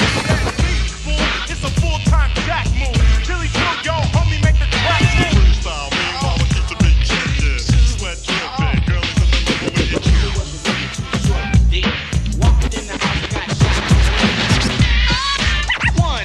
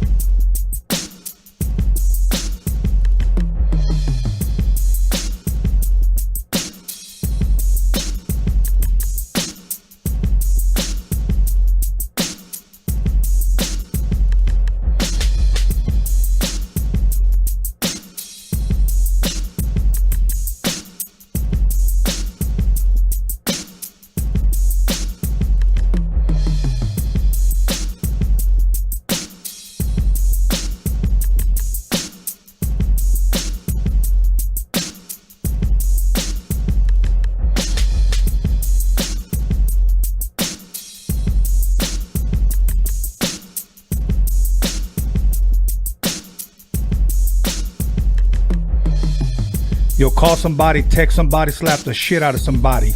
Let them know that Roadium Radio is live up in this biatch.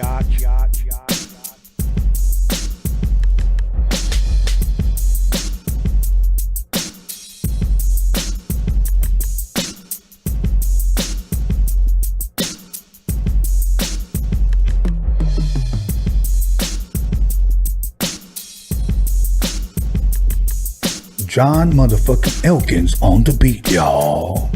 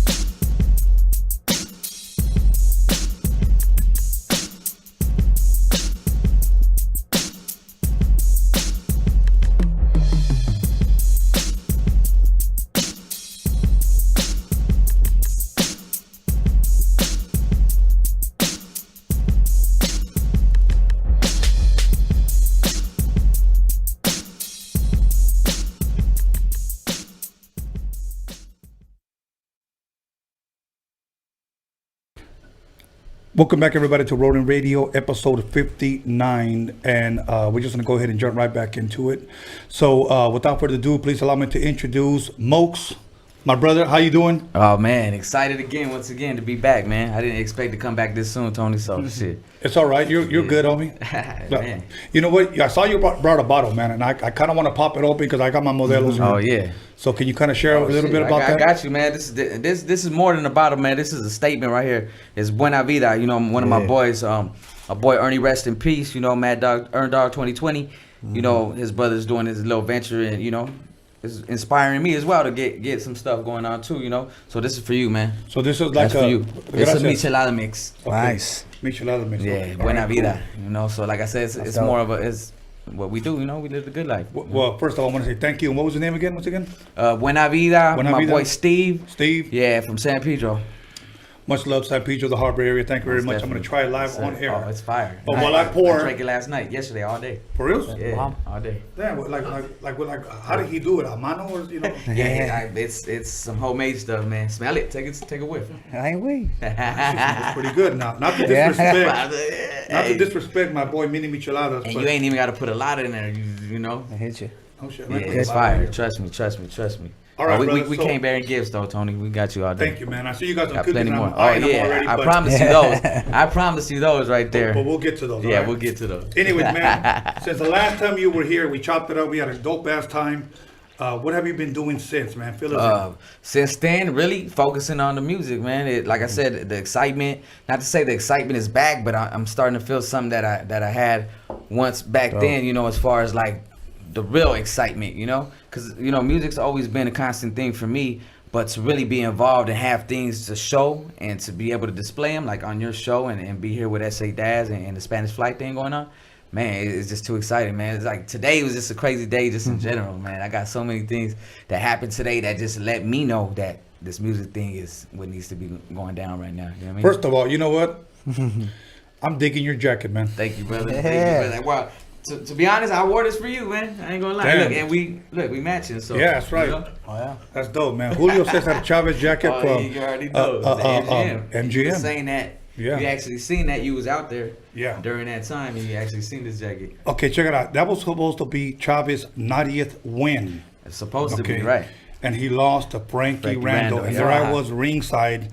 Wow. And I had a hangover for about 2 wow, weeks. That's amazing. Because I couldn't believe that he fucking lost. Hey, was that they called him the surgeon? Yeah, he used to come out with the. I remember that fight, bro. That was. He had the Corona mask before. Yeah, that's right. He was probably a that might have prophet. been something. Yeah, there might have been something to that. yeah, he was the ahead first of his L that time. night. Yeah, I mean he had a draw before that with Pernell Whitaker, and then that was his first L, and he got dropped, sat down, boom in the 11th round, that right hand just sat Dude, down. if I still have... I can't believe you were there. That's No, dope. I was there, and I fucking swallowed my heart, homie, when I saw him man, drop. I cried that day. We all cried that day. Yeah, I was Everybody. I'm not gonna lie, I cried too. Yeah, so. definitely. Everyone cried that day. I did, that's for sure. Yeah, dude. So, anyways, you were telling me that you had just finished watching a show, The Unabomber, dude. The Unabomber, yeah, checking that out. I haven't finished it, but you know it's pretty good. And you know, Ted Kaczynski, man, he had something. He was onto something, you know. And it's kind of like what we're going through now, like the crazy things that he was about, his whole manifesto. You know, like he was just talking about a lot of things that's going on right now. We're watching play out right now.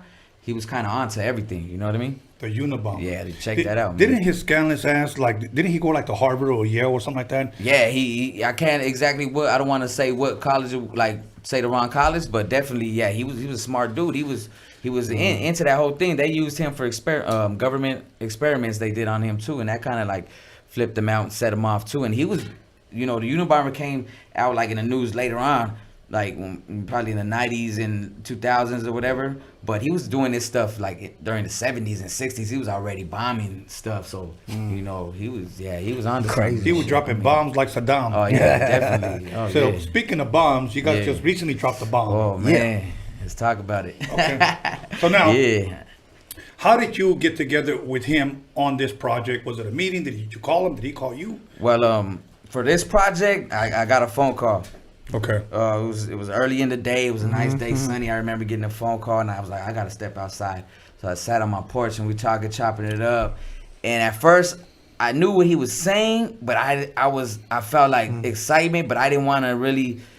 I was like, is he really saying what I think he's saying? And it kind of took me a couple days to realize, okay, I'm a part of this group now. It's not just, you know, it was like I'm a part of this group, and then that was the dopest part about it. The SA Dad just hit me up and he's like, hey man, I got this idea. I want to make this super group thing, you know what I mean? But it's from people that he chose, you know, that he has confidence in or that he feels, you know, could really bring something to the table, you know? So, yeah, and I was honored, privileged, you know, to even him consider me for doing this. You know, we had prior, you know, run-ins. We worked together before. We toured together, you know what I mean? And, yeah, so for him to come and snatch me up like that, you know, it was dope as hell, you know. That's dope, man. Yeah, That's dope. By the way, this is pretty good, man. I'm telling you, me and the homies yesterday, you know, we was out there under the bridge and we was tearing that up. And that was the first time I actually tried it because it's my boys and man, it was delicious. Hey, you know what? Be careful though. It makes you drink your beer faster because it's so good, you know? Right, so, right. Yeah. I took a little shot of this, and me not having nothing in my stomach, my fucking face went numb. Oh, wait, that's not a good thing, brother. So let me go ahead and take another little sip. So. I'm just take one with you. Salud. Let's get it. Salud. So now, salud. Let me ask you this. You guys get in the studio, start hearing the music, you guys start vibing. Something I should have asked Johnny, do lyrics come easy for you, man? Right now, with the energy and the excitement, my lyrics from now to the past year and a half have been coming so easy. That's why I know the time is right because they're coming easy. There's been times my homie just asked me this question today. I think this morning or yesterday was it last night. We hung out today and last night. But So he asked me like, what? How do you do it? Like, what? Do you have blocks or whatever? And like, I've had blocks before, but when everything's going good and everything's like in its timing and everything is in the right place, it just comes easy. Like we get in the studio and we knock out these songs. Like we go to the studio on one day, we'll knock out 3 songs. We knocked out 3 songs and not rushing anything. Everything's just coming so good. And quality stuff, and that's really amazing to be able to do 3 songs in one day, but not just songs that you just throw away or whatever. No, this is some good stuff we got. Good shit, yeah. Now let me ask you this: how long have you been knowing Johnny for? Johnny, I've known him from when we went on tour together as well. And that was in 2004. Yeah. We went on the Pocos Pero Locos tour, but I didn't know him too well. Like even Daz, like we hung out though after shows and stuff. We kicked it. Just chilling and vibing and really chopping it up, and that's how we stayed connected. Even though some years went by, we didn't really have any contact, but he hit me up. He was like, "Hey, Mokes, I want you to get on some of this stuff." And what's crazy is one time I kind of left him hanging. You know what I mean? I didn't. I wrote the verse, everything. But like time went by, that it just didn't happen. You know what I mean? And what was the dopest thing about it? S.A. Daz, man, humble guy. So he gave me a second shot. You know, a lot of people right now in this industry with the egos and everything like that, they're not gonna do that. Oh, you left me hanging on the. Nah, I ain't gonna call on you again. You know what I mean? So thank God, because if he never did, this would not be happening either. You know what I mean? Because if he wasn't that humble enough to say like, hey, you already left me hanging, and it wasn't leaving him hanging. It was just certain circumstances that it was kind of like for me, so it was like thanks to Daz, like for real, because he gave me that second shot, and from there, just working with him like that, we stayed in tune. You know what I mean? And he reached out to me, and I was all for it. We were supposed to do some shit together, and I would still like to. Yeah. But sometimes it's kind of hard when you're just a producer, and I'm not a rapper. You can only go so far. You know what I'm saying? But I would definitely like to do some stuff with him, obviously under his direction, because I know that that's his production. And one thing as a producer, you never want to step on another producer's toes and try to take over shit. You just don't do that. Right. And you never try to steal anybody's artist type of shit. And I know some scandalous ass producers that have done that to me. To the point where they said, "Don't work with them, and I'll pay you." Wow. And I'm like, this guy was supposed to be my fucking friend, but I'll say this, Tony. It'd be a blessing and a privilege for you to get down with me and do something. Man, I looked up to you. You know that. And to me, you're like a Mexican Dre to me, bro. You come from that era. I'm just saying, like, thank you, man. You met Dre. You know what I mean? Yeah. I've never have. Yeah. And we know what he's done, and I know what you've done, and so I respect that. And and to talk on Mokes, like. Man. I appreciate he's a humble guy too. Like he remembers. Maybe you don't, but after that Pocos, I'll keep in touch with him, and I gotta say rest in peace to Leon, because Leon's voice, man, that guy, I fell in love with that voice. And they came to my studio in Carson back then, and we did a record. We get in there, and it was fun vibes, bro.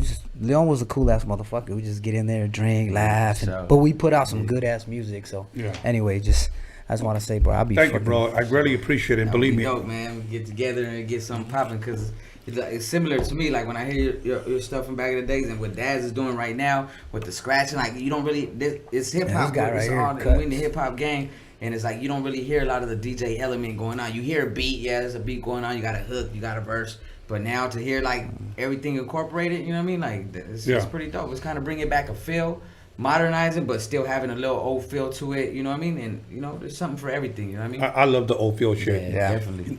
Now let me ask you this: out of all those, how many songs would you guys say you guys have complete altogether? Right now, because for the EP, it might be maybe 8 that will drop. But I mean, we got more that are done. We probably got like 10 or 12 that we have ready to go. You know what I mean? And we might use 8.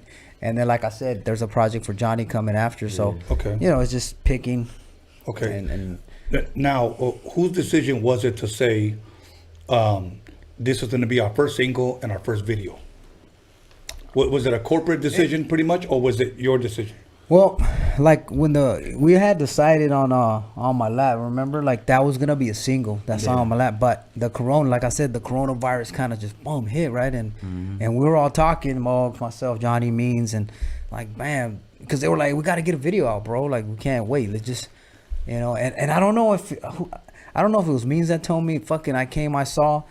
Let's use that one. So I don't know if you remember. Yeah, it was. He might have mentioned my that lap to me. was set up, but I think he mentioned that to me. Like Means was like, "Hey, that fucking I came, I saw, is dope. Let's fucking do that because that'll fit right now. We don't need a lot of people in the video. You know what I mean? It's just, it's simple and he had the location, so I got to give him props for that, man. And big ups to Means, but you know so I think he mentioned that to me, like, hey, that song worked, and I was like, yo, you know what?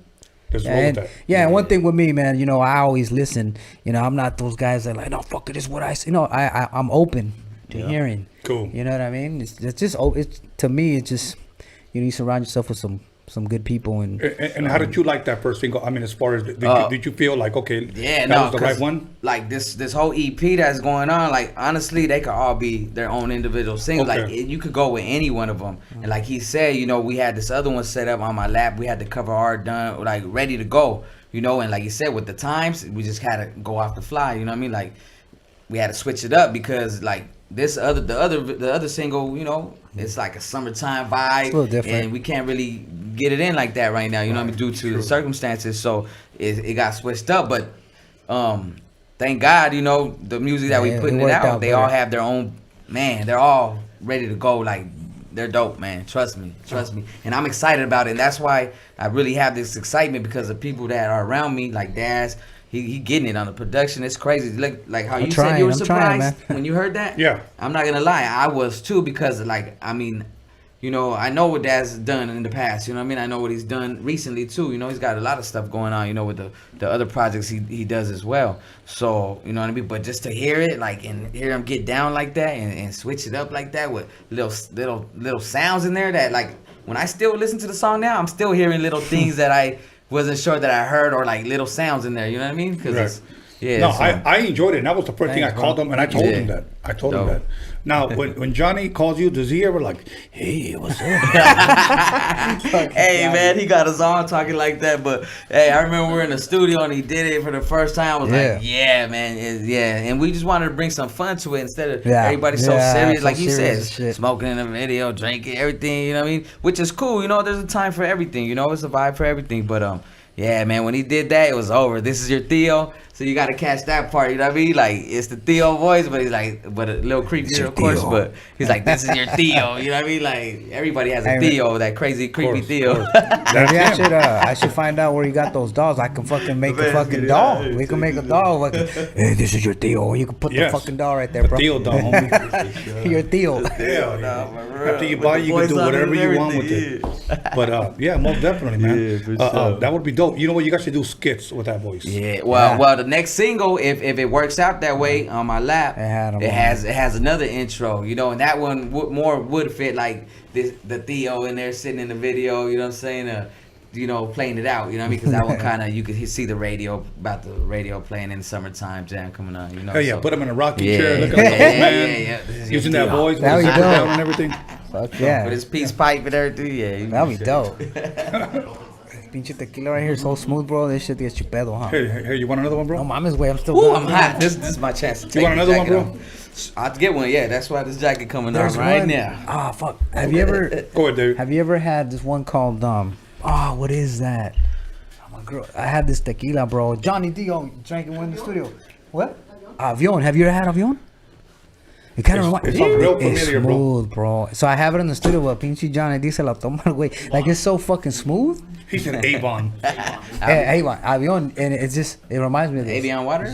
Really smooth. Next time, if I'm here again, I'll bring that for you. You can have it. Even if you're not here, you can just drive by and drop it off.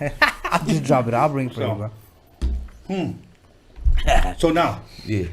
Now, I know they were saying Johnny's next.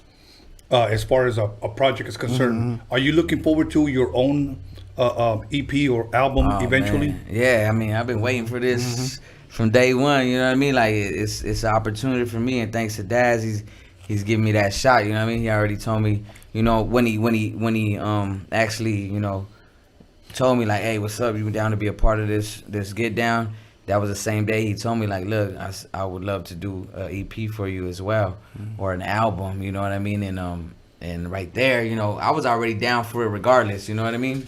To work with him and the guys I'm with right now. Yeah, so yeah, I'm really looking forward to that. You know what I mean? But right now, first things first. My boy John D. He put his project to the side to go That's for real. the team. You know what I mean? And that was big of him, and I really respect that, man. And that's dope. So you know, if it wasn't for him to make that decision, this probably wouldn't happen either.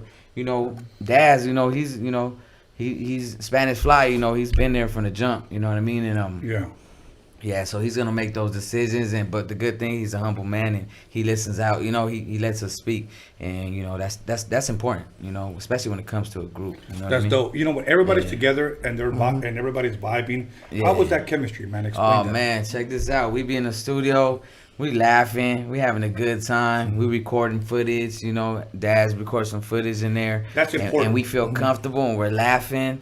And you know, we eating these cookies and we take our little breaks, you know what I mean? Step outside. We in there. Dad's got a whole fully stocked bar right there, you know what I mean? He got a beautiful studio set up, you know, and man, we're just having the best of times, Good you know, times. and my boy John D, you know, man, look out, trust me. The production, Dad's, any means, like right now, we got something going on that, you know, like I said, the excitement is crazy right now, man. Trust me. And you know, it's hard to hold it back. I'm trying to be like, you know, my boys is like, hey, you're gonna be a dick again. You know what I'm saying? Like, you know, like nah. That was like never again. You know what I mean? Because you know, when stuff gets going on, you get busy, and now you got to be here and be there. You got things going on. You know what I mean? So. You know, I'm just ready for this, man. Like totally, man. Like we need to take advantage of this situation right now, as far as timing and everything. You know, like what you were saying earlier about shows. Like we ready to go at it. Like I know personally speaking, I know Johnny's ready. I know Dazzy want to sit the little background a little bit, do the production thing, which is all gravy. You know what I mean? And any means, I know he's ready. He a workhorse, so you know what I'm saying. We ready. Like after this thing is going, I already got people hitting me up. They ready to book us. You know what I mean, for a couple shows. A promoter and then my other homeboy in Vegas. You know, some spots that want to get us on and put us out there. You know what I'm saying? I talked to Johnny about it. I haven't really divulged it or nothing, but you don't want to get too excited over things that are said or whatever. But it's looking bright. You know what I mean? And the best thing about it is the product that we're about to bring to everyone. You know what I'm saying? Like, man, I'm not just saying it, but you're a part of something. Of course, you want to promote, you want to do this and that. But for me to be a part of this, it don't feel like I'm just doing it for an opportunity. It feels organic because I know I'm gonna be able to show this to my boys or show it to whoever and be proud of what I'm showing them and be like, oh, I'm just a part of this. But people are critics. I'm my own worst critic. But like I'm just glad that everybody's a spitter around me. Like it's just that's what makes it like crazy right there. You know what I mean? Yeah. Now I know it's gonna be a goofy ass question, but I need to ask it for the people that are watching right now. Does everybody write their own lyrics? Well, yeah, hell yeah. We do. I do. Shit. I know. We all do shit. I mean, we in there. We'll feed off each other. The other day we in the studio and Johnny's like, "Hey, can you come in here and do a little sound effect for me?" And I looked at him like, cause I was like, that little sound effect, he likes it. You know what I'm saying? I did it by accident, maybe, I don't know. But he was like, "Can you do that?" I'm like, so he's like, he probably like, "Motherfucker, you don't want to do that for me?" But he wasn't tripping, and he did it, and he did it way better than I could ever do it. You know what I mean? So that was dope. You know what I mean? Like it's like, we all getting it, man. He writes his stuff, we all write our stuff, and we're all coming at it like looking at like I know. When we first linked up, when we got in the studio together, it's that little bit of like I'm barely like getting in here with him. Right. So it's like, out. I know from now it's like you can't come soft right here. Like the next man ain't gonna let you, or you gonna risk looking bad on the song. You know what I mean? Because everybody's going at it. They get in there, man. They get in there. The most slept on right here, my boy John D. Like he's ready. His voice can cut. It cuts through harder than anything. And I'm a fan. I can look from the outside. And the way I look at him is crazy, and that motivates me. You know what I mean? Hell yeah. And it's dope. My homeboy just hit me up on the email. I shot him something that has not been heard yet. And then he was like, "Hey, John D's growing on me." And he's a hip-hop head. Like, he knows hip-hop from the east to west to whatever. And he was like, "John D's growing on me." And I'm like, I didn't even tell Johnny that yet. But, yeah, so it just makes me feel good to know that the people I'm surrounded with are really having interest and the love for the music, like S.A. Dad said. You know what I mean? And you know what? Let me tell you something. During this bullshit pandemic, the thing that makes it good is that nobody can really go anywhere. So that makes the, if you will, the chemistry even, because pretty much what you're saying is like, I can't go anywhere, ain't shit open, that's just fucking work. Right. And it's the chemistry is there. Oh, yeah. The vibe is there. Yeah. Oh, yeah. You guys are growing together. Oh, yeah. And no, exactly, totally. Now, I don't know if you guys have thought about a name for Johnny D's album or EP. You should call it She Wants the D. She Wants the D. Hey, I mean, by Johnny D. Hey, it's just a thought. I don't know if this girl gonna like that, but anyway, his voice would have been a nice ringtone back in the days when I had my flip razor phone. Imagine here. Yeah, yeah, we'll do what I mean. That's dope, man. That's dope. Okay, so now, do you ever think about your own future project, man? Like, I'm ready. Let's do this. Do you ever do rappers ever set shit aside and say like, I'm gonna save this shit for my shit? Yeah, I do. I have a page in my notebook that says Mokes album, you know. Okay, good. Because like I'm looking you forward holding out to on lyrics, but man. no. But if I had to and I'm in the spot, I would give it up. You know what I'm saying? But I do say like, oh my God, because I'm like, okay, this is some personal stuff. But like, you know, I do. So to answer that question, yeah, I got pages on my stuff that's like Mokes album. You know what I mean? But when we go in there, we create like on the spot, and I think it's dope like that because we feed off of each other. So like it's like, damn, I can't slack right now. They get in there, you know? And we're there, and everybody's in their own little zone or whatever. You know what I'm saying? And these guys are so talented. You know what I mean? Like they just get it, man. They're professionals. One occasion, I thought someone fell asleep. What was it? Oh, means. Oh, one time I'm fucking. They're writing, dog, and he felt. I thought he was asleep. Fuck. I'm like, what? And all of a sudden, started came out with the rest of his bars. Fucking verse was done. Like, holy shit! That shit was funny. Hey, the talent is fucking. It's pretty dope. It's a good vibe. DG, grab me one, please. I busted. Oh, thank you, brother. It's crazy. So, it's cool. See, when you come to Roadium Radio, I provide drinks, you provide me with laughter, and we provide you with education. So, anyways, other than that, thank you, DG. You know what I'm gonna do? I need to hire a midget bartender. Midget bartender? Yeah, that would be fucking cool. Yeah, she could hop on the table right here, and then give us all. Hey, more like the Howard Stern show. Remember Is that where that's from? Remember Howard Stern? Okay, no, I can't do it. He's gonna say I bit his shit. They used to have him fight and shit. Anyway, that was raunchy right there. Howard Stern is a fool. Okay. Are you ready to go back on the road? Yeah, man. Actually, like, man, I was always one that really loved the show. Like, you know, like I love to be out there performing. You know, my first ever performance was on live television. You know, my first ever performance was on live television. And, you know, I was ready, you know, I didn't get nervous or anything. So I knew that was like, it was a thrill. It was more like of a high, you know what I mean? Right. A straight rush. You know what I mean? Like, I love to perform, you know, I love getting on stage. I love grabbing the mic and, you know, hearing my songs on like playback. It's kind of like, I don't really get into it because I'm always criticizing my stuff. But to get on the stage, that's when it comes raw. And whatever you already laid down, now you bring it to life when you get on stage, you know. Might even sound better on stage than it does on the actual record. You know, like that's just how I enjoy to go out there and try to give it. You know? Well, you know what? Totally love it. Obviously, you guys haven't performed together yet, because, and I would like to go and I would like to support. You know, like for an example, I hit up Acquit a couple of times. And I said, whenever you guys are local, I want to go check you guys out. And I'm gonna tell you what I look for. Okay. Again, my whole crew was Quick, Second Tenant, AMG, High C. Okay. One thing I will say about my crew, they sounded like their records.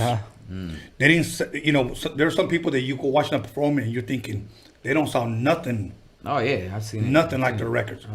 My crew sounded just like their records. So usually when I go, I want to see if what I'm hearing is like the record. Yeah. Oh yeah. Oh yeah. Oh man. Yeah, that's one of the enjoyments for me as far as the music is just to be able to display. You know what I mean? And some people like it, some people don't. You know, as far as like the lights. You know what I'm saying? And I always was for being like more of the quiet. You know, if we're in a group, I might be the one to sit back and listen. Right. But when it comes to the stage, that's what it's like. It's a trigger. Like it's something that goes off on the stage. You know what I mean?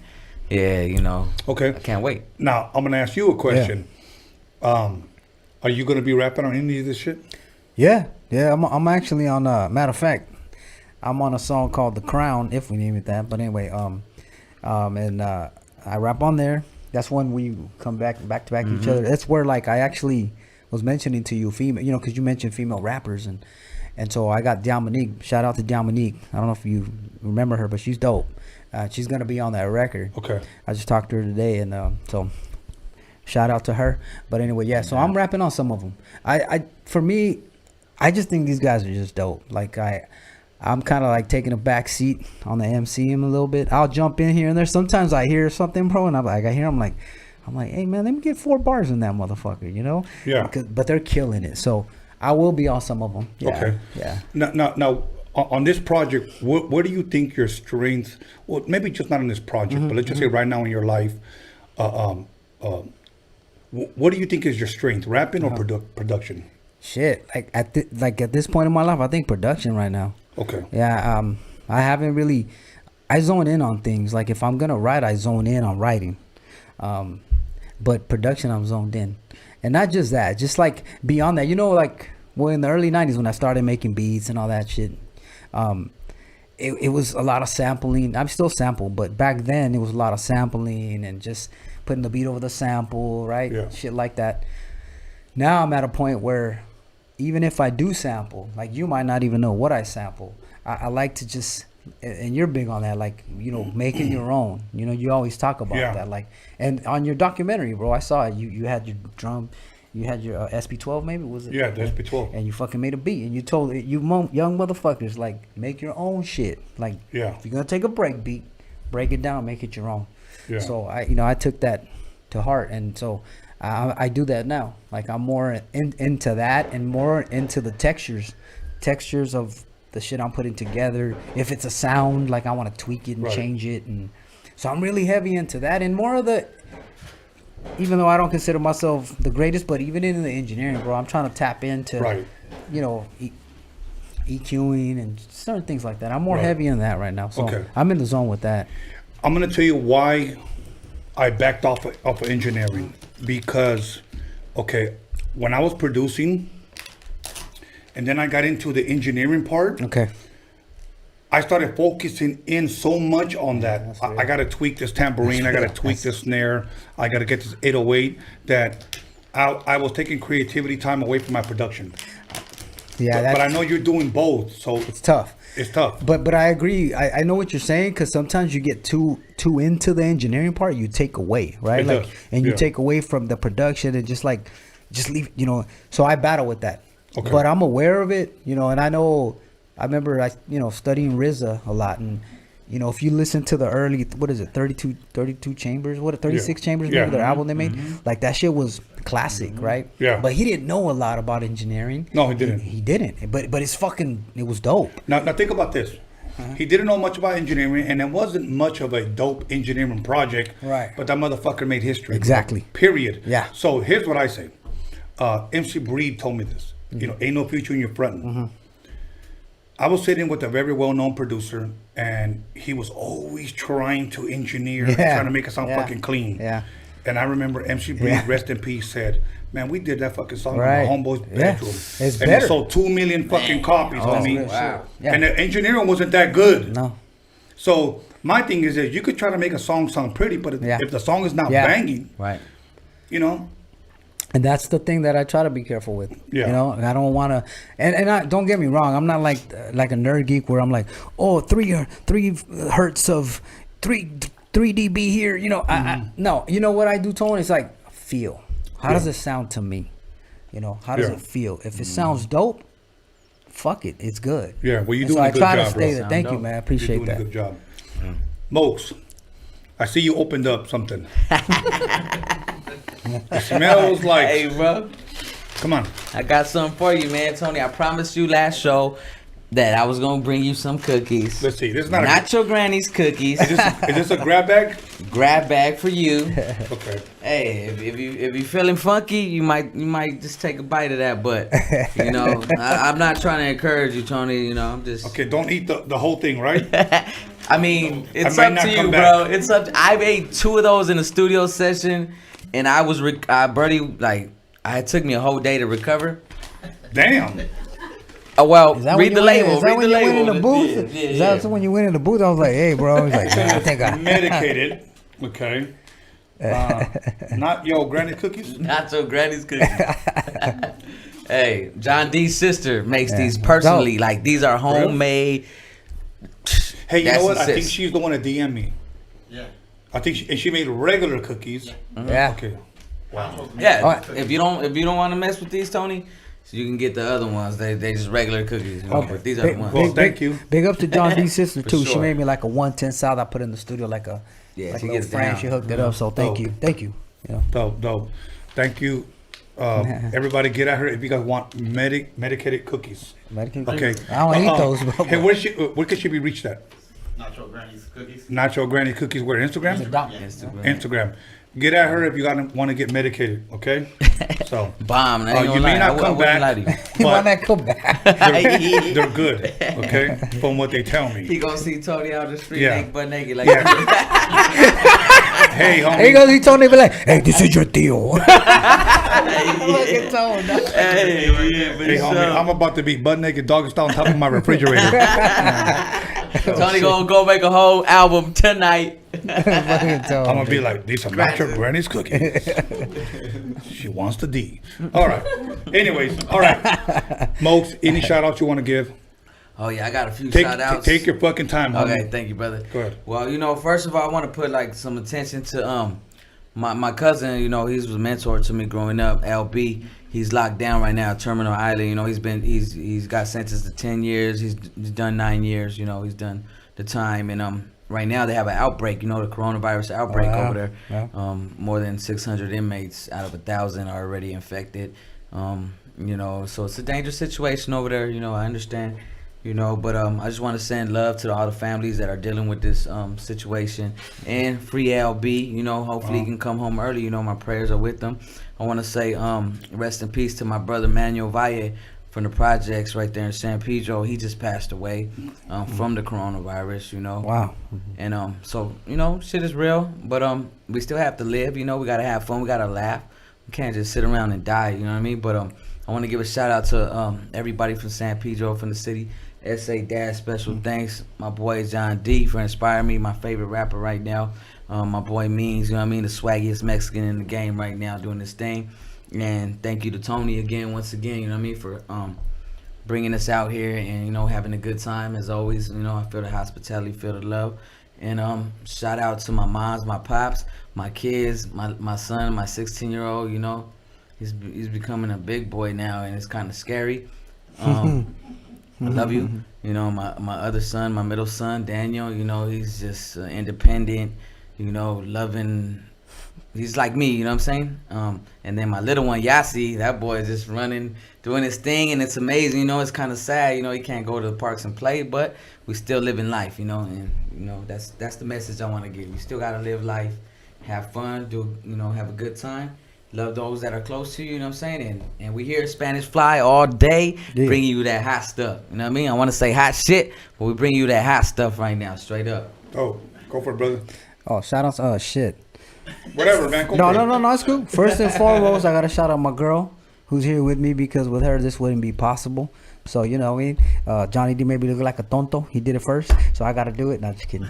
But anyway, my girl, you know, first and foremost to her, Tony A, man, just, you know, thank you, bro. You know what's up, man. And, you know, Thank you, brother. this means a lot, and I appreciate you for, you know, bringing us on. And my whole thing is just showcasing these guys from the area that I grew up in, the harbor area, that got talent to be heard, and that's what I'm trying to do. And, you know, even if you're not from the area, like me, you know, cut a hey, fuck it, put them on. You know, to me, if you got talent, let's hear you. So, you know, thanks to those guys for like being a part of this project, and just my YANO family, and just everyone else, man, you know, that supports us, and Spanish Fly in the harbor area. Big up the Tricks, Esther Rich Rock. It's all love. Dope. Tony, I'm sorry. Let me not be that asshole, please. Let me thank my girl too. You know, she's at home probably watching like, look, I gotta miss McGillicuddy at home. You know what I'm saying? I love her. She's the backbone. She make it happen. She loves me. And like John D said, his girl supports him, and that gave him the breath of life to continue with this music thing, which is beautiful. And I just want to give her a special shout out as well. You know what I mean? Dope. That's it. Hey, I'm good. I'm taking another Spanish shot. fly, Tony. baby. What up? My last shot, man. All good, brother. All good. So listen, let me go ahead and give my shout out once again. Hit me on the donation for the night out autograph doll. Plays music, $50. And as soon as you hit us, we will send you an email, and you hit us back, and we'll send it out to you. Other than that, let me go ahead and give a shout out to John motherfucking Elkins. Oh yeah, John motherfucking Elkins. John motherfucking Elkins is coming out once again with his stripper glitter. Okay, scented. What's that? The anal bleach. Don't forget the anal bleach. The anal bleach, the scented wax for men and women, just recently for men too. And if you DM him, he'll wax you himself.